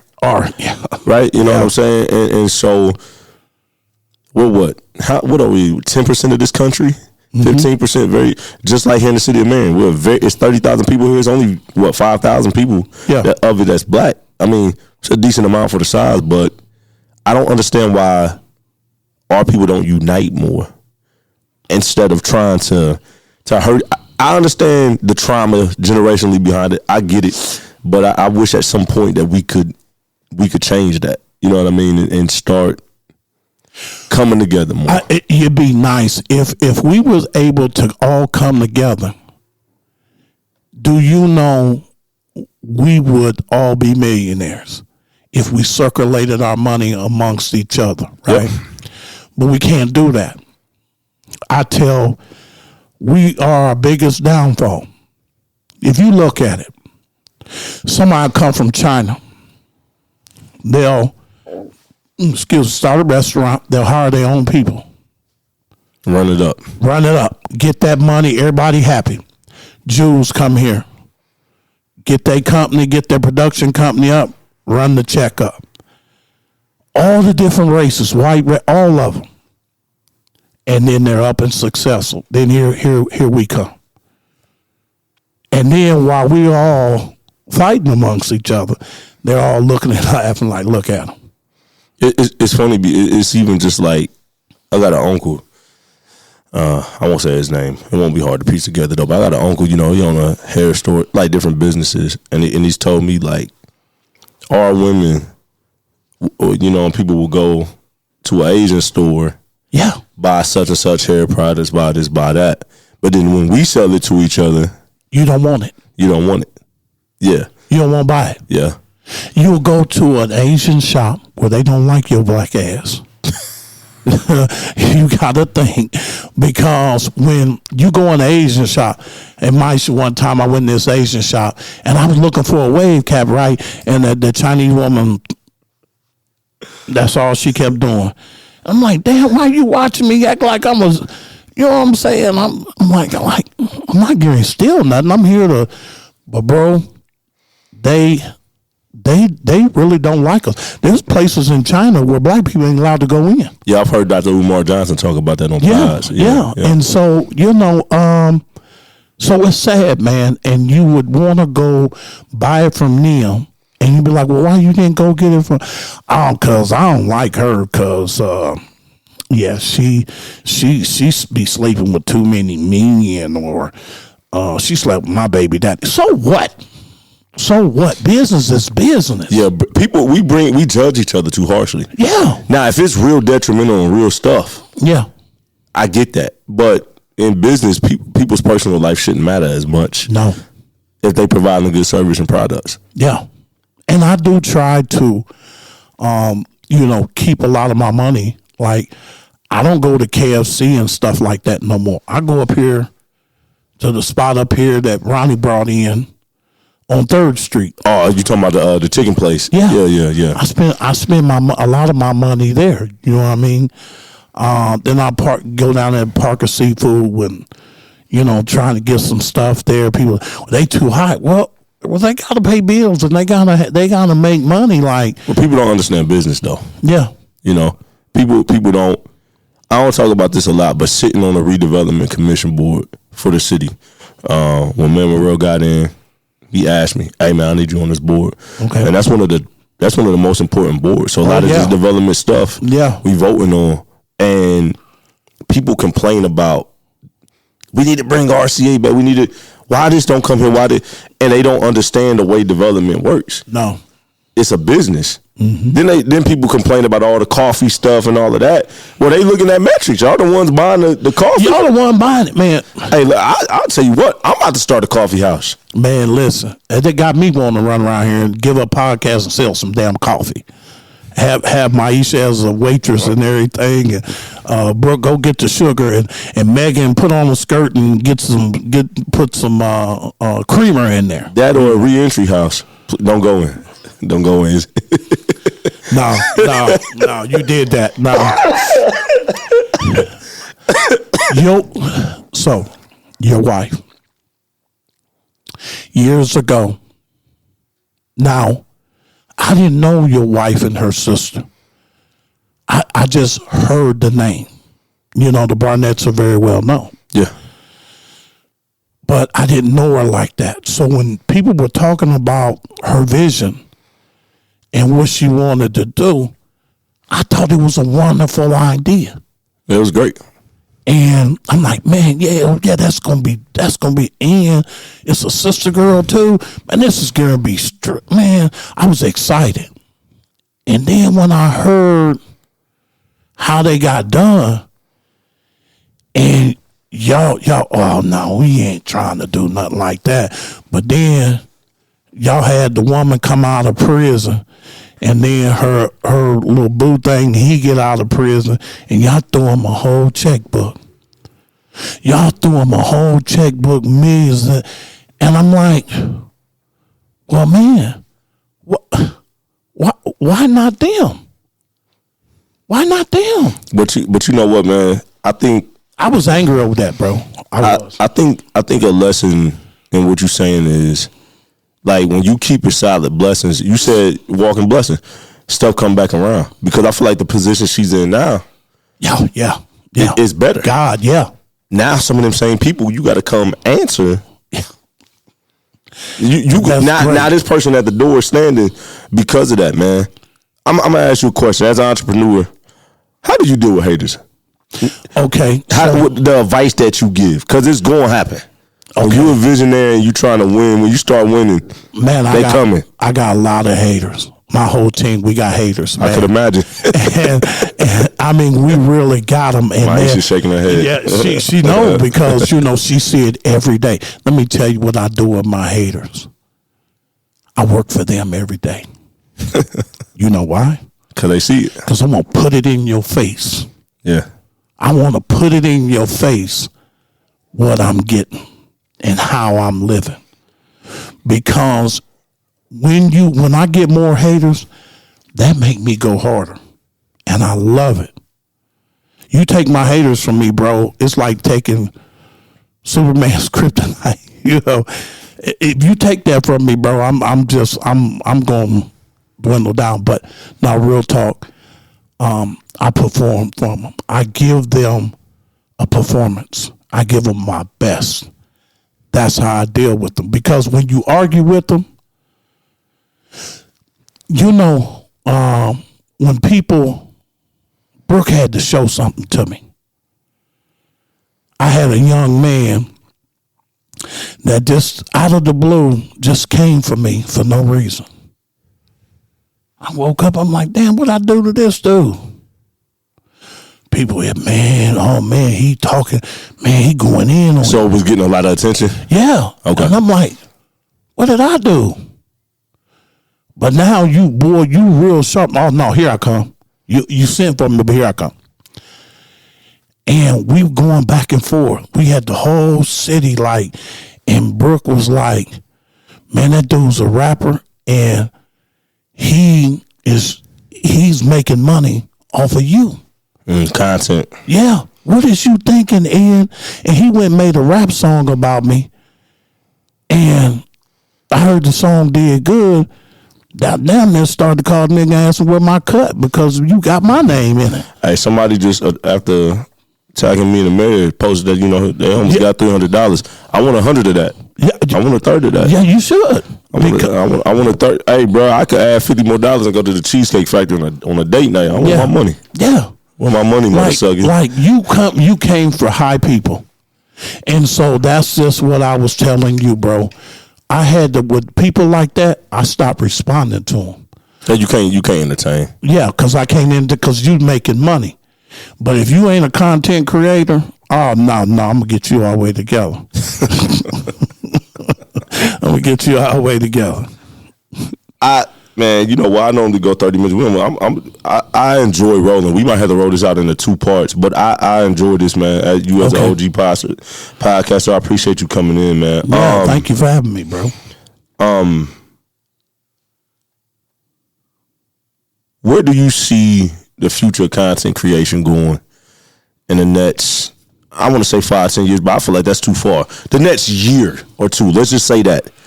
Where is it coming in? How are you adjusting? Because especially the podcast industry, you go back to what's up with Joe Rogan? Yeah, Joe Rogan. Joe Budden, people like that. Yeah. You know, I remember podcasting with no cameras. Yeah. Then cameras start coming in. You know, I always tell people that ain't a podcast. But now, that's all people say it is. I don't like the way, I love Shannon Sharp's show, but to me, that's a Hollywood set. Exactly. It's supposed to be like this. Yeah, this is a podcast. That's not a pod to me. Yeah. But it's changing so much. It is. Like, where do you see it going in the next 2 years? It's going exactly where you see it. The Shannon Sharp way. Brooke was just talking. Matter of fact, we was just talking. We getting ready to change our set because you got to pivot in this business. And it's just a constant thing. Man, millionaires is getting ready to be made off of this. Because if you get people that you got 1 million listeners and stuff like that, downloads, whatever, now you getting into making millions of dollars. Bro, this is why radio stations are closing. Because nobody is getting in their car and turning on WTLC. Nah, I don't even listen to radio in years. Yeah, thank you. We ain't had no, never mind. You see what I'm saying? Yeah. So it's just like people, they're finding it on the internet. And the internet is where it's at. If you want to become a millionaire, all you got to do is right there in the palm of your hand. Get off of Snapchat. Get off of Twitter and all that old stuff.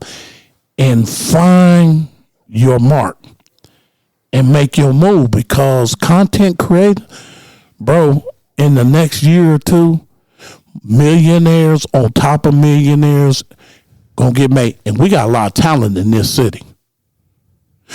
You got a rapper that I enjoy listening to, Damon Nee. Yeah, salute to the homie. Yeah.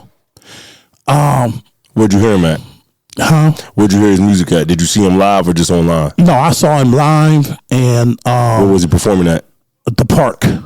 I believe it was at the park. It was some kind of wrestling event. One was a wrestling event. You was there? No, I wasn't there. Somebody had the they oh, you seen it on social media? Yes, okay. They recorded it and put it on social. I'm about to say we sure with the smoke. I was about to say I ain't seen you there. I was there. No, he was in the wrestling ring. Yeah, exactly. And so I'm like, damn, baby, bro would have been out in Atlanta or Memphis, because like, you know, if like to make it big, you gotta talk about drugs, women, and stuff like that, and you gotta be either in Atlanta or Memphis. Used to be you had to be in L.A. or New York. Yeah. Now you gotta be down south. Yeah. So hopefully that trend will come more towards the Midwest, because our time is coming. It's coming. Well, like I said, that's part of the reason I wanted to stay here. Yeah. I had said I would never sign artists again. We signed Damon E and Young Pooty.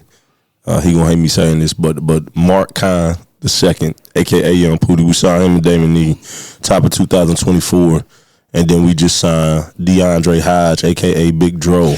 Big Dro, you know, at the end of summer last year in 25. He's another one. I'm pretty cool with his mom and dad. And yeah, salute to them. Danny is a solid dude, man. Man, I love that kid, man. It's a great kid. Young Pooh, don't let me forget about him. Pooty. That kid, somebody sent me his music about a year ago. And yeah, he's cool with y'all circle. Yeah, I think he's cool with Brooke and Maisha. Yeah, he that boy, he got raw talent. The only thing about him we got to get on him is just like I tell him, I'm like, bro, it's all about consistency. If he stay consistent, it's a wrap. I'm gonna tell you right now. Hopefully we get some music from him this year, man, because he is that really like that song, the intro that I played. Yeah, I'll send you the video. Yeah, send me that, because somebody had his music last year. He's fire, and I'm like, man, that they like, yeah, that's old boy. He right here in Marion, and I'm thinking that's something out of Atlanta or whatever. But man, that boy raw, man. You know the problem is, man, the problem here is the lack of money. Yeah. Behind it. And I don't know how that changes. You know, with Zebo, Zach Randolph, aka Zebo, with Zebo having his record label, you know, he got Endless Money Bag Yo, was obviously, you know, got real hot off that. There's a lot of people that wish he would flood money through here. But I tell people, I mean, money don't change people's mentality, though. No. If he came and signed some of these artists right now, I think they would blow the opportunity. Don't disrespect, but man, when you playing at that level of money, man, them dudes putting millions of dollars into artists. I don't want to gamble that if you in a shootout, you ain't gonna show up to stuff on time. You gonna blow like. I don't know how we got talent around here, but we don't have a lot of artists that are talented and disciplined. Well, if there was some artists that had money to travel, I think that would be a big thing. Because if you get them down south, Ed Bounds Entertainment, start you a record label. Nah, man, I can't keep up them young cats, because if I do that and I get to see them, because when young cats bring young women, and them little young things get to run around, butt sticking and all that, and then it's over with, bro. Next thing I know, I got 5 more kids, and you'll see me with an afro full of white hair, bro. Looking like Don King. Yeah, I mean, they like, damn, Ed look like he on crack, man. For the music industry, I mean, in the city and around the area, what's some advice that you would give? I feel like we don't have a venue around here. No. I feel like, so Amplify, we performed at Amplify. Mm-hmm. Salute to the mayor of the city for putting that on. I think that's dope. To elevate Marion vision and all of that's going. I think it's some great things happening. But we don't have a music venue inside multiple genres. Like, for our anniversary, me and my wife went to the Jazz Kitchen in Indy. Okay. And it's fire to sit down and have high-end food and just listen to some dope R&B music. Yeah. They were singing D'Angelo, Music Soul Child, like R&B songs I ain't even heard in years. I'm like, man, this is like, we don't have nowhere like that. Yeah. Like, I think we missing venues around here. And if we could do it, we got the people to do it. You think it could sustain as a business here? I think it could. Jada said the same thing. I don't know. I think it could, bro. If Man, listen. We have some very talented people in the Marion, Indiana. We had a lot of stars come out of this community, white, black, but there's still more. As Larry Mitchell always said, there's something in the water here in Marion. And I do believe, because there's a lot of good artists, they ain't consistent. Like you were saying, they're not consistent. You know how they talk about Kobe Bryant. I love Kobe. I know you love Kobe. Everybody, we all love Kobe. I love Kobe, man. But you know how they talked about how he be in the gym. Other people at the club. Yeah. They say Kobe be in the gym. On the Redeem Team documentary, they talk about that on Netflix. Yeah. LeBron then went out to the club and he was there in the gym. They was coming in and he was walking out. Yeah. Yeah. So I say that to these artists. Be in that studio. Be somewhere with your mind right, writing. And just stay consistent. So we just invested, literally this week, I just invested about 10, 12,000 in the more media gear. Yeah. For the media company, but it benefits the label because I own both of the companies. Where does content play with music? Because I feel like it ain't just about promoting your music. Like artists gotta make content more than they make music nowadays. So let me throw something out here that a lot of people don't know. So here comes something new. Do you know I've been sitting on an internet radio station for 5 years? No, why didn't you launch it? I get asked that all the time. Because the way I wanted to do it was traditional radio music, like your stuff, Jay-Z, whatever. But I also wanted to create a hub for rappers, not just here in Marion, but Kokomo, Anderson, Muncie, Fort Wayne, Indianapolis. And I wanted to, have a countdown. What's the best, who has got the best song out? Have a countdown every week. This was my vision. But health challenges played a role. Yeah, for sure. And then, DJs, bro, like, I was talking about DJ earlier, man, he a good DJ, but man, his mouth smell, God, bro, his mouth, he gets too close and I get sick at the stomach and mouth smell like chitlins, bro. And I eat chitlins, but man, that's just a whole different odor. And he a good DJ, but I just can't take his mouth. People watching this and they'll know, we know who he talking about. But I've been sitting on it, Kyren, for 5 years. I'm not gonna cap. 5 years. I'm not gonna cap. We that was a conversation. I remember before Ronnie ran for mayor. Mm-hmm. He was like, "Man, my aunt Colleen. You know my aunt Colleen. Yeah. She was like, "Man, you should start an online radio station." And they kept. So I looked into it. I didn't want to do it. I'm the type of person. What stopped you? I didn't want to do it. I think the need was there, but if I want to do something, I'll do it. If I don't want to do it, I'm just saying no. I don't like really sitting in the middle with stuff too much. But for me, I didn't see, because they said people had to download apps. And I'm just like, okay, somebody gonna download an app. How could you convince them to not just go to Apple Music, Spotify, Tidal, YouTube, or whatever, SoundCloud, whatever they stream music on? It didn't make sense to me. When radio is still a big thing in major cities. So, but to me, it's not like the old days where, before smartphones, people spent all day on their laptops. Yep, sure did. Now we got laptops in our hand, iPads and Galaxies and iPhones. So I didn't see where it made sense. But people are doing it though. That's true. And I thought, well, with all these artists here, this would play a role with getting our artists heard further. You know what I mean? Because somebody, if a guy from Indianapolis is on the countdown, his girlfriend and friends and all his supporters are going to jump online and listen that he made #1. And so but they're going to hear Damien Nee that came in 5th because they waiting to go listen to #1. I'll tell you what, just like your podcast, maybe it's something you executive produce, and that's something that you fall back. Because eventually, as a business owner, you can't do everything. Yeah, that's true. I can't wait to be to the point to where I don't have to show up at my businesses and got that crew together. We tried it with the studio, and it just didn't work. I was trying to teach guys everything I know. Yeah. You know, audio is a hard world. Ooh. People think that you can just get in there and just do this it. Ain't easy.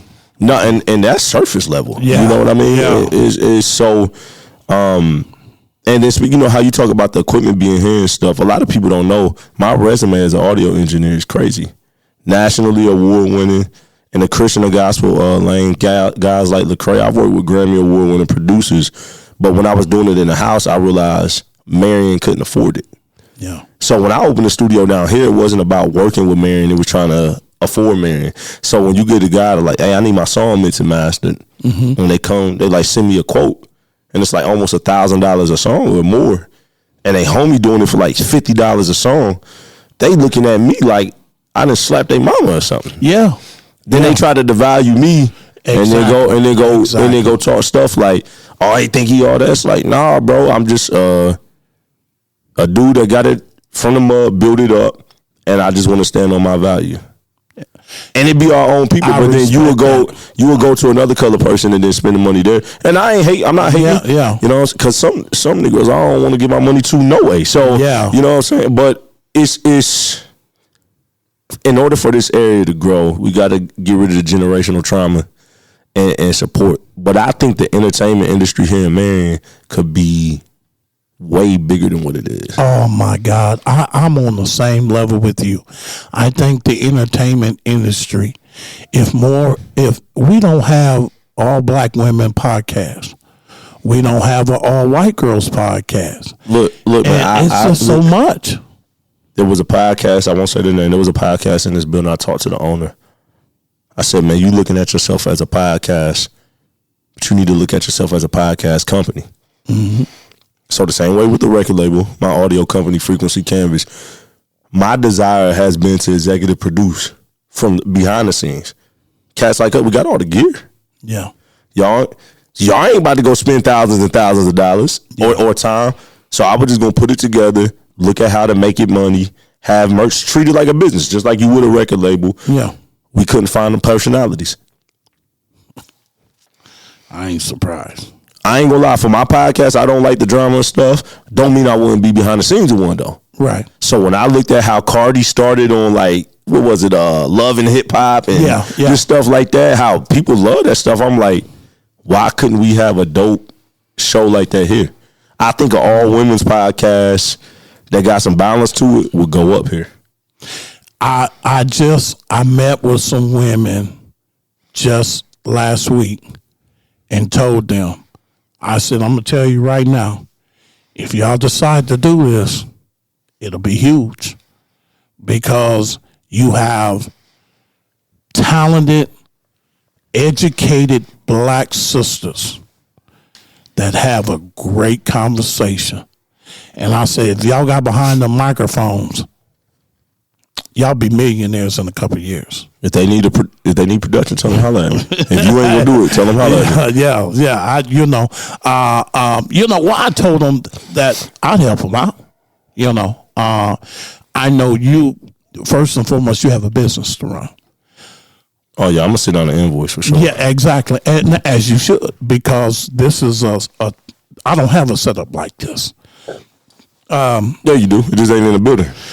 Well, yeah, but I don't have it as a business. You know what I mean? Like the podcast, yeah. I see them short SM57s y'all use. I see the quick. When I watch your video, I look in the room. He got A, B, C. I see it.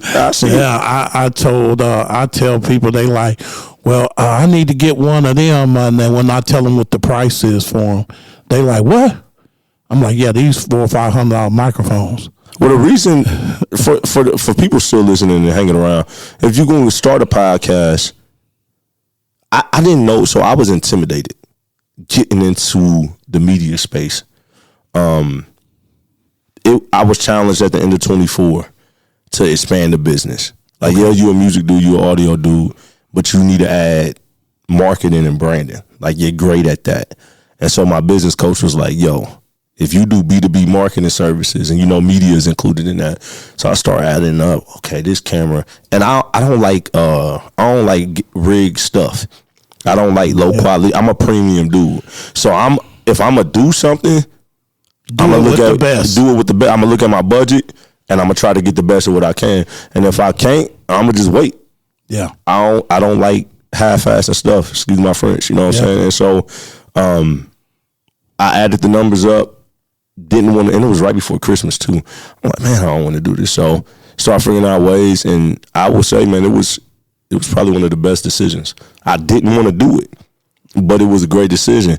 But I didn't realize, I did realize, but I didn't realize learning video production, 50% of it is audio. Yeah. And I'm a master of audio. Master, yeah. So I'm like, I ain't never touched the camera, and I'm 5 steps ahead of dudes who've been shooting for 10 years. Yeah. I'm like, oh, when I learn all of that stuff, it's a wrap for y'all. A wrap, yeah. And so these local production companies around here, they better be lucky my hands is in so much stuff.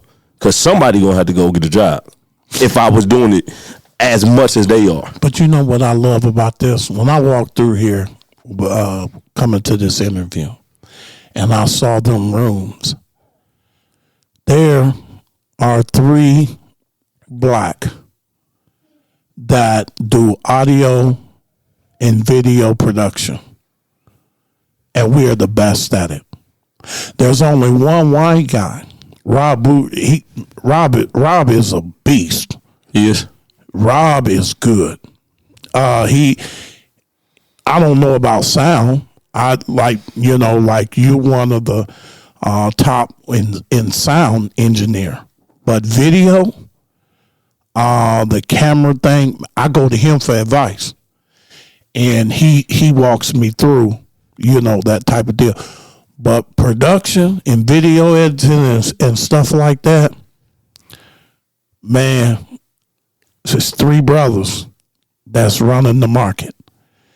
And because, I'm real good at video editing. I do commercials. You know where I make a lot of my money at? I do commercials for car dealerships. Not here in town. Did you want to shout the brothers out, or you prefer not to say it? Prefer not to, because let me tell you. Okay. Let me tell you why. Because the haters will call those car lots. Hey, don't do business with Ed Bounds. These people look purposely to try to find where my money pit is so they can take it from me. Okay.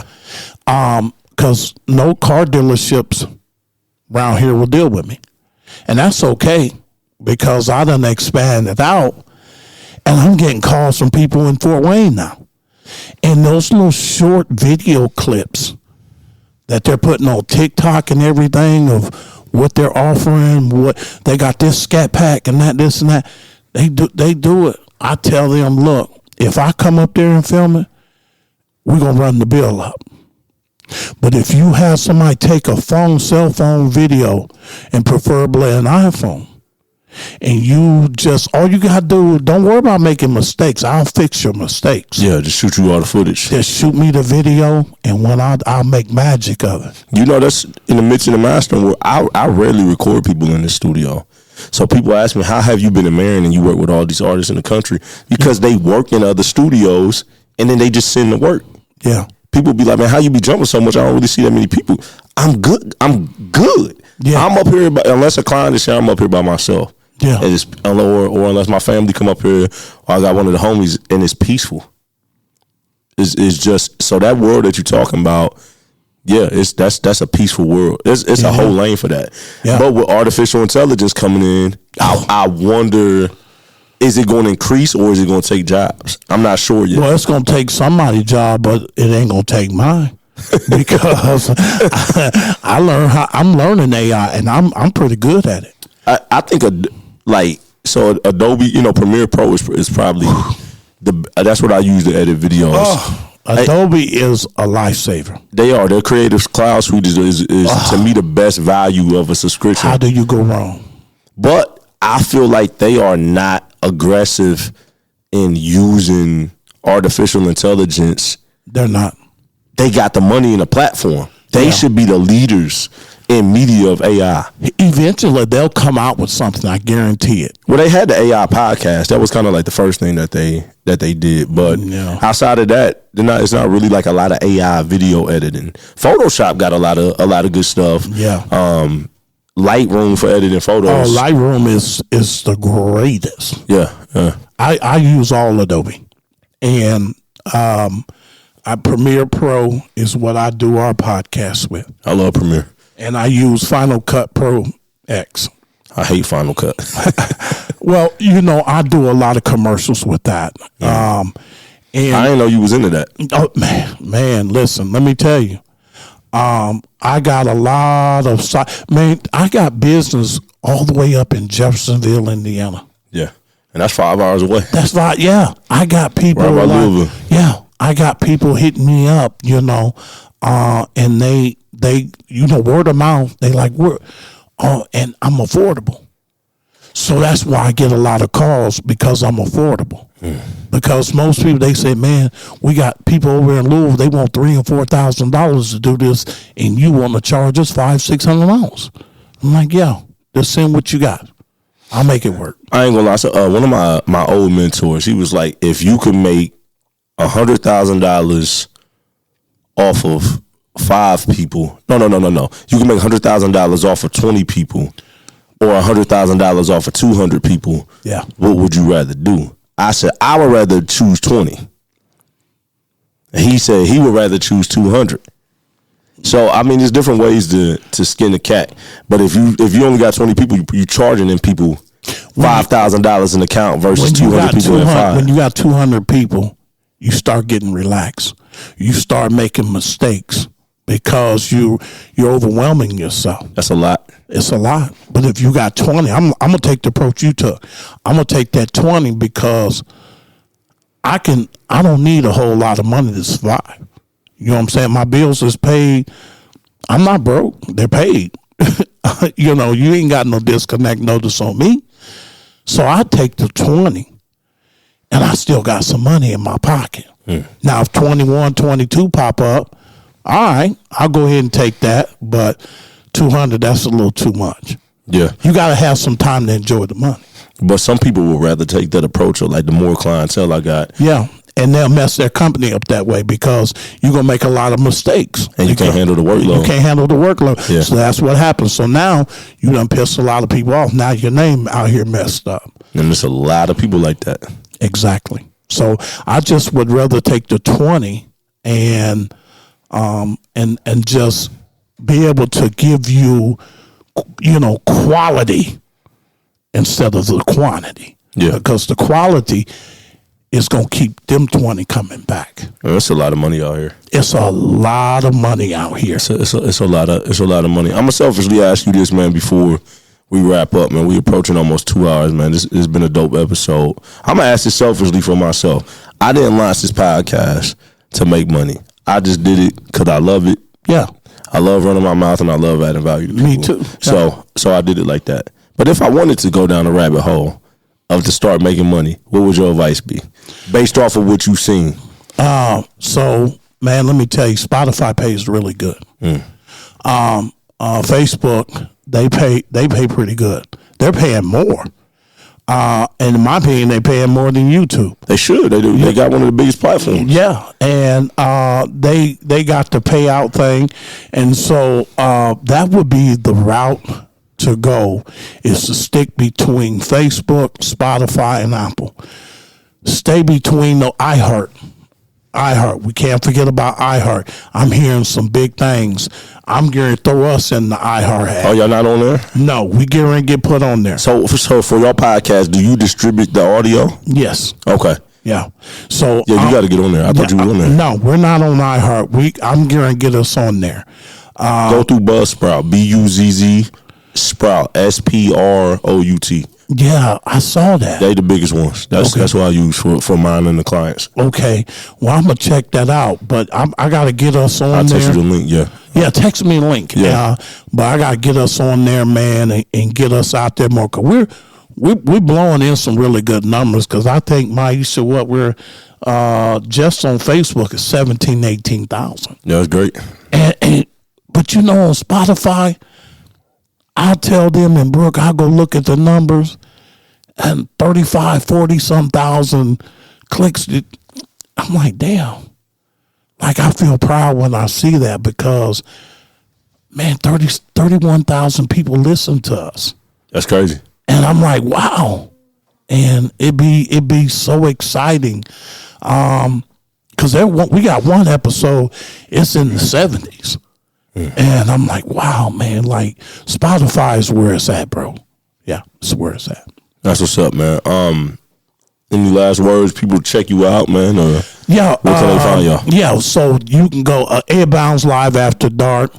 That's a podcast. We're on Apple, Spotify. We do a little YouTube. Like I said, if I ain't getting paid, I ain't messing with them too much. But you can find us there. Now, my personal, I do Airbounds Live. That's when I'm snapping. So if you you go follow me and I'm on there snapping, and I done talked about somebody mama or somebody daddy or something, you know, that's where you can come on there and check me out because I'm gonna stand up for you. You know, I like the bullies. I like the bullies. What have you think about some of the episodes from the podcast that you've seen? I know you've seen Kyle's Slays. I don't know if you watched any other ones, but that's the vibe. That's the vibe of what I do. Okay, so I ain't gonna lie. Me and Maisha we was laughing about this earlier, but so the Slays is my favorite. You know, that is just my favorite. There was another one. It's a nemesis of mine, and I just kind of like, hell no. So I moved on from that one.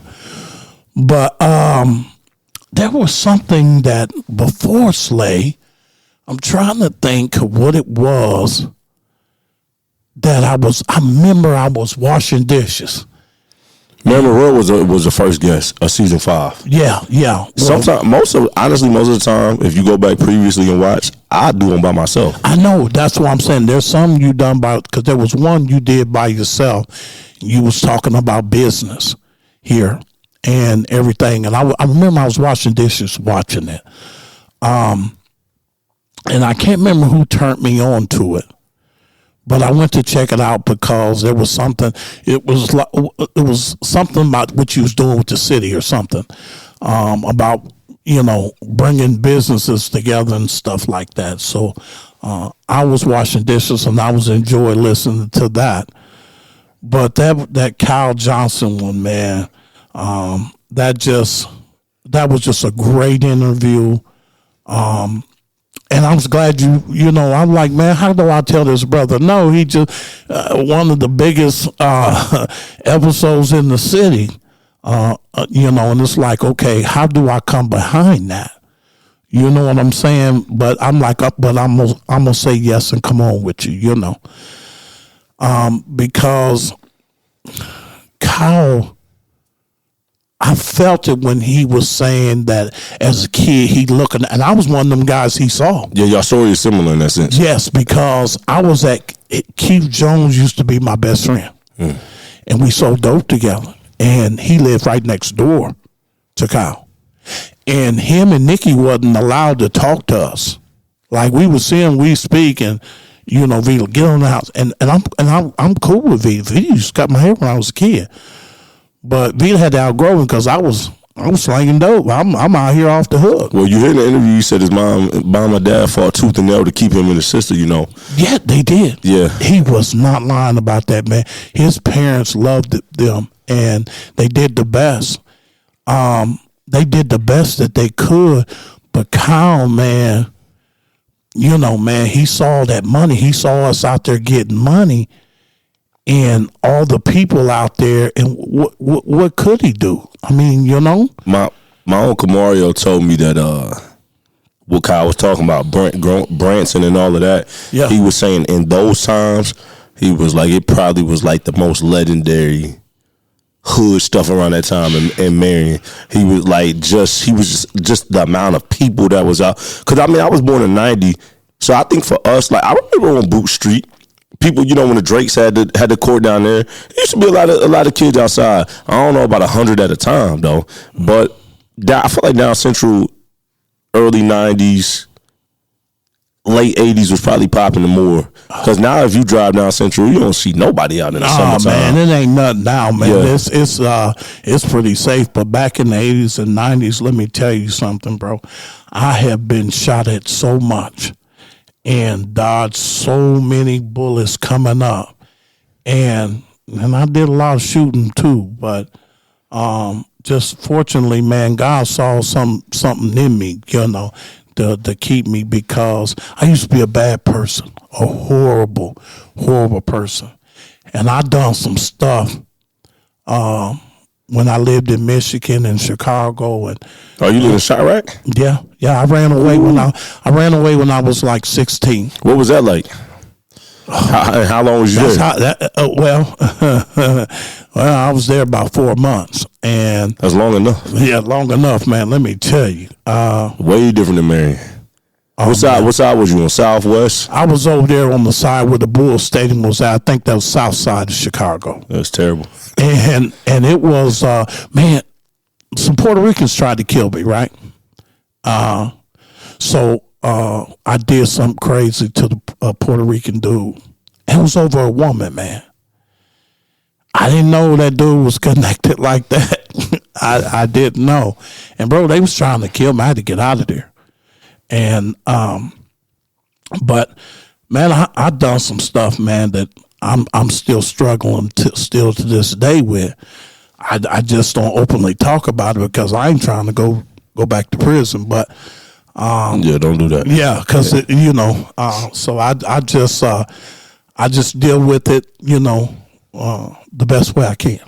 Man, I don't know how you do it, but outside of the I look at you as a half comedian to me. Yeah, you know what I'm saying? Like, yeah. You gonna laugh watching what you got, even though it's some serious stuff. But you got guys online like Charleston White.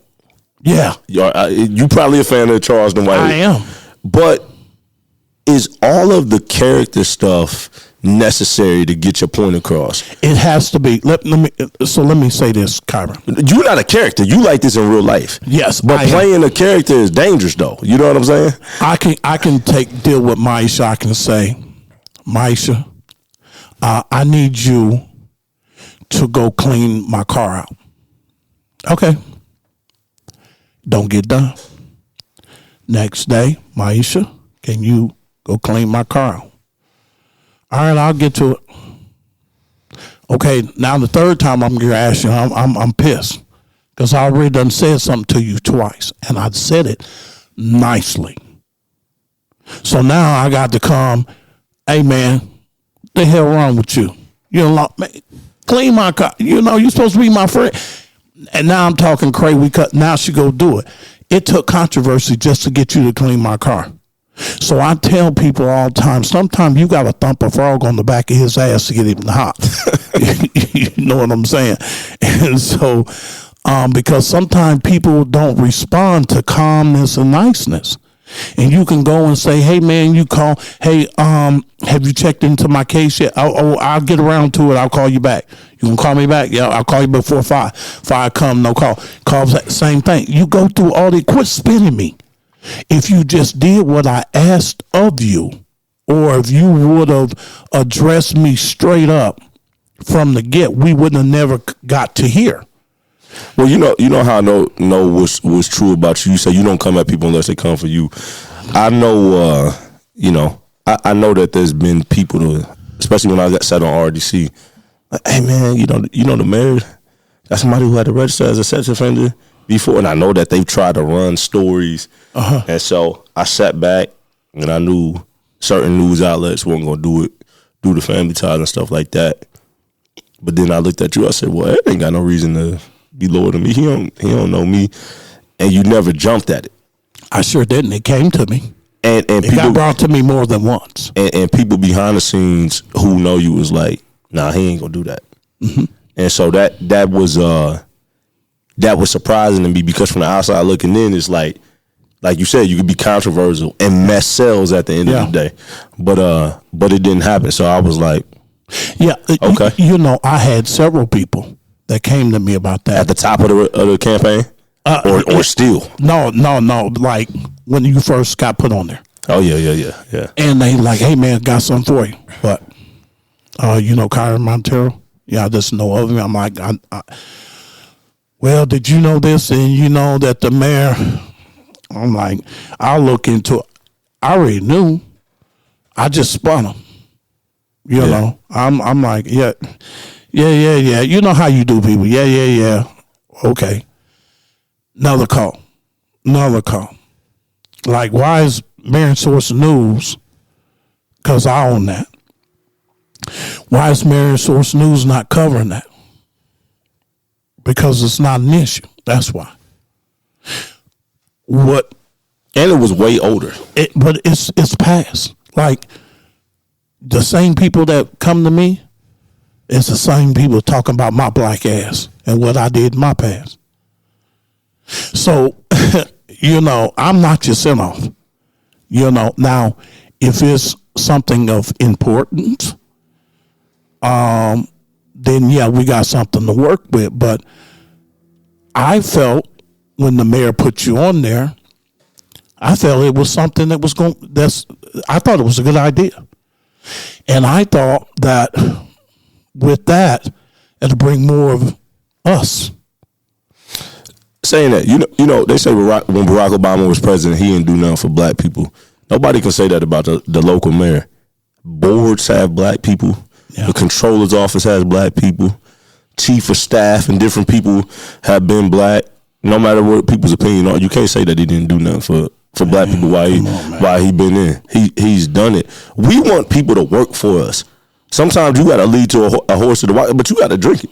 Yeah. You got to swim. You got to execute for yourself. Everybody want to be a visionary, but don't nobody want to work for it, though. Nobody. And they lazy. That's another thing. People are so lazy. They want you to do it. God will give them a blessing. They want God to come down from heaven, get the blessing, put it in their pocket, and take it to the bank and cash it for them and bring it right back. That's what they want God to do. And it's like, come on, man. God give you that seed. You water it and you feed it. And that means work from you. But I got a question for you, man. Legacy, man. When it's all said and done, and hopefully no time soon for none of us, when your story is all wrapped up, what would you want people to take from your life, man? I want people, I don't want people to say, oh, Ed was just a good dude inside out. No. My legacy is I was a fighter for the people. That's what my legacy. I'm a fighter. I'm a soldier, not a general. I'm a soldier for all of us out here. Because when the newspaper and the radio stations and other news outlets won't hear you, I'll hear you. And if it's worth fighting, I'm going to go fight for you. I want to be known as Ed. Ed was that person that we could go to get out there and fight for us. That's what's up, man. You got a round of applause for that, man. For the person that want to be the next Ed Bonds and they want to be the fighter. You grew up from the streets. Yeah. You was with the smoke. In your position, you got to be ready for that. Yeah. So for the people that want to be like you, but they not ready for what come behind it, what do you say to them? Because you got to be ready for the smoke at what you do, your approach. You listen. Go all gas, no brakes. All gas, no brakes. The next person it's crazy that this is coming up. See, this is God right here, see? Because this is something I kept to myself up until right now. The next person that I hope is not a guy. She's sitting right there in that chair. Because she ain't gonna show her face or voice, but it's all right though. Yes, she is. Come here. Yeah, she gonna show her face. Come here. So this is. Can the camera see her? Should be able to. Yeah. So this young lady, I tell her all the time. I be teasing, but I tell her all the time, we're gonna have to get a DNA test and see if you my child. Because, man, I'm telling you, she pops off 0 to 60 and real quick. But the thing with Maisha, she has the potential to be a leader because she's not scared.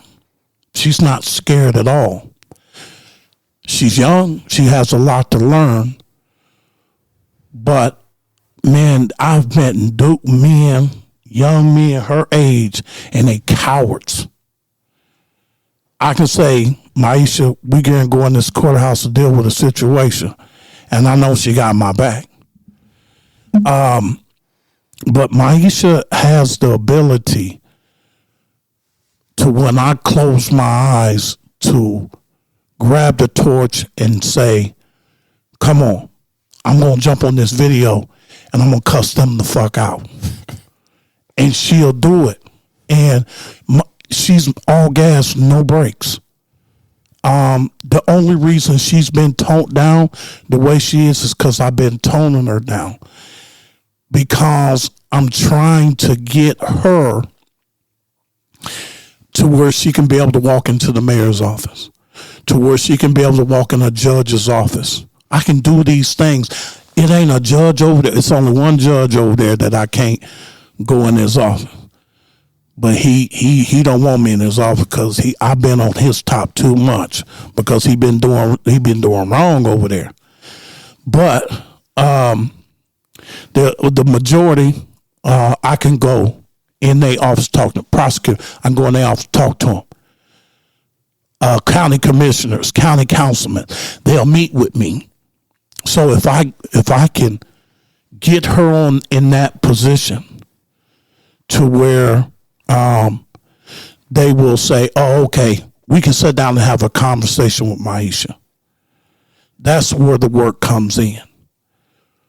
The fighting work is already, it's already there. She's a fighter. And so this is who I hope be the next, she can't be Petty Eddie, but she can't be Petty Betty, but she can be she can be Petty Maisha. But no, she's a really good kid, man. Her daughter that she got here with her, she's a beautiful little kid. And Maisha been through some stuff coming up, and I have a lot of high hopes because they asked me, said, what's going to happen with the podcast when you go? And I said, well, I'm working on that. I got to pencil some stuff in and work on that because, bro, we don't have nobody standing up. We don't have nobody. I'm that one. I'm that one that's not scared. So basically, what I'm hearing from you is beyond. It almost reminds me, like I said, similar to Charleston White. Yeah. Because Charleston White, when King Von died, he came out. Yeah. And was, I ain't gonna lie, I was like, yo, this dude gonna kill him. I was like, but getting past all of the stuff that he does, I don't like all of his approaches, but there's something serious to what he's saying. So past all of your, the entertainment and the jokes and all of that, at the meat of it, you standing on something. Yeah. And I understand that more. You sitting right here, I understand that I can watch your content and listen to you with more clarity. Yeah. I thought Charleston White was a clown at first. I'm like, oh, we just got another We got another dude online just chasing clout. That dude got money. 100%. He got money. Yeah, 100%. M's. And yeah, millions. I agree. You know what, Maisha funny. Like, we was in the studio and we was talking and we was doing a podcast and she was like, oh no, you just can't, oh, I thought you said something. You can't just let any man just shoot up the club. Like, shoot the club? What are you talking about? She talking about Ronaldo. yo, hey, bro, listen, I'm 53 years old. Hey, that's been around for a while though. Kyren, man. Sometimes now, what you did? Juicy J. What I didn't tell you, I'm was incarcerated. Yeah, I was slow. So you know, yeah, that's where that what you call that I don't know. It's something. I used to have to take Ritalin. But I didn't never hear it before. But see, there go y'all young ones. Y'all know. And I'm 35. How old are you? I'm 29. 29. Oh, okay, she ain't far. Yeah. So when she said that, man, I fell out. I'm like, and now I use it. I would tell you this though, like what he's saying is right though, as far as like toning down. Because like I hide it well, yeah. But I got a terrible temper, and we all can. And I've done things where definitely could have got locked up because I lost control. So toning it down will put you in some rooms, definitely. And we need more black women like that. Yes. So please keep it cool so we can have you out here. And she's doing a really good job. Yeah, we friends on Facebook, you know. Oh, okay. Yeah. So you see it. You see what I'm saying. But man, there's somebody that was in her life that just was just on some straight bullshit, bro. And he had a little power, a little pull, and it was making it run. I'm like, nah, I came in. I'm like, nah, we shutting that down. And so, I understand. I've been through a lot. And so when she asked me to go to this and go to that with her, I go. Because it's important that our black men show up for our sisters. 100%. And it's very important because you don't know how big she can blow up after I'm gone. Or while you here. Or while I'm here. Yeah, that's true. You ain't got to be gone. Yeah. You can live to see it. Yeah, I mean, well, with the way I'm acting with these women, man, bro, I would probably sooner than later if I don't set my ass down. Go ahead and sit down then. So, yeah. Man, well, it's been... I don't know if I can reach your hand. Man. Yeah, man. Head strong, too, man. You got that OG strength. But I used to lift weights and, man, listen, in prison. That's all I did. Man, well, I definitely appreciate you coming on. And with your platform, too, man, with the artists and music. If it's people that's respectful and they ain't on, and they ain't fake. I'll help them. No, what I'm saying is your platform could be, you got, as far as podcasts, to my knowledge, you got the biggest platform. Yeah. You know what I'm saying? Yeah. So even if it's just like, I'm sure you listen to rap. Yeah. Yeah, rapping probably R&B. So like, she know what's hot, she know what's relevant, even songs and all of that. Like, we need the outlets. Now I'm gonna say this one last thing, and I ain't trying to be funny. Everybody don't need to do a podcast. No, man. Now listen, let me tell you, podcast ain't for everybody. It's a real skill set. Yeah. Listen, bro, it ain't for everybody. There's a new one that come out, and I helped them with equipment and stuff. Are you talking about feelings ain't facts? Yes. Yeah, they shout you out. Yeah, shout out to Brian. I know Brian.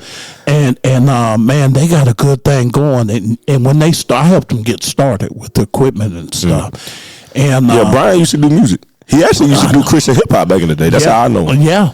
He been through some stuff for sure. But salute to him. And so he's doing great, man. Him and his co-hosts, and I really like what they're doing. Podcast in Gas City with Conrad. You talking about Garage Talk? Garage. I don't know. I don't know them personally, but I've heard the name. Yeah, they mainly Gas City. You know, but they're doing some pretty good things. There's another cat here in the city too, Ronald Wills. I try to encourage him to get going. There's a few. I honestly, I told Slay that he need to get something going. Man, I told Slay to do a documentary. Hey man, hey listen. I think I told him on the episode to do one. Yeah, I think you did too. I'll be first one with a camera help trying to film that demonstration, cause man, he have a story. Story sell. Man, people love the Bible. The Bible ain't nothing but stories. Yeah, exactly. So, Slay, man, there's so much talent. Like we were saying, man, he could do something major, bro. He really could. So, yeah. For sure, man. Well, hey, man, we appreciate y'all tuning in. We know it was a long one. This is actually the longest episode I've ever done. Well, there was a lot to cover. It was, man. Plus, I don't know how to shut up, you know. Nah, you a professional. Keep like you a I don't even really need notes. Like you can definitely get it, man. Well, we appreciate y'all, man. Check out the Airbounds Live After Dark. That's the title, right? Yep. Check the podcast out on everywhere. Check out the Kyren Montero show. We're gonna keep chopping it up, but we out y'all face, man. Salute.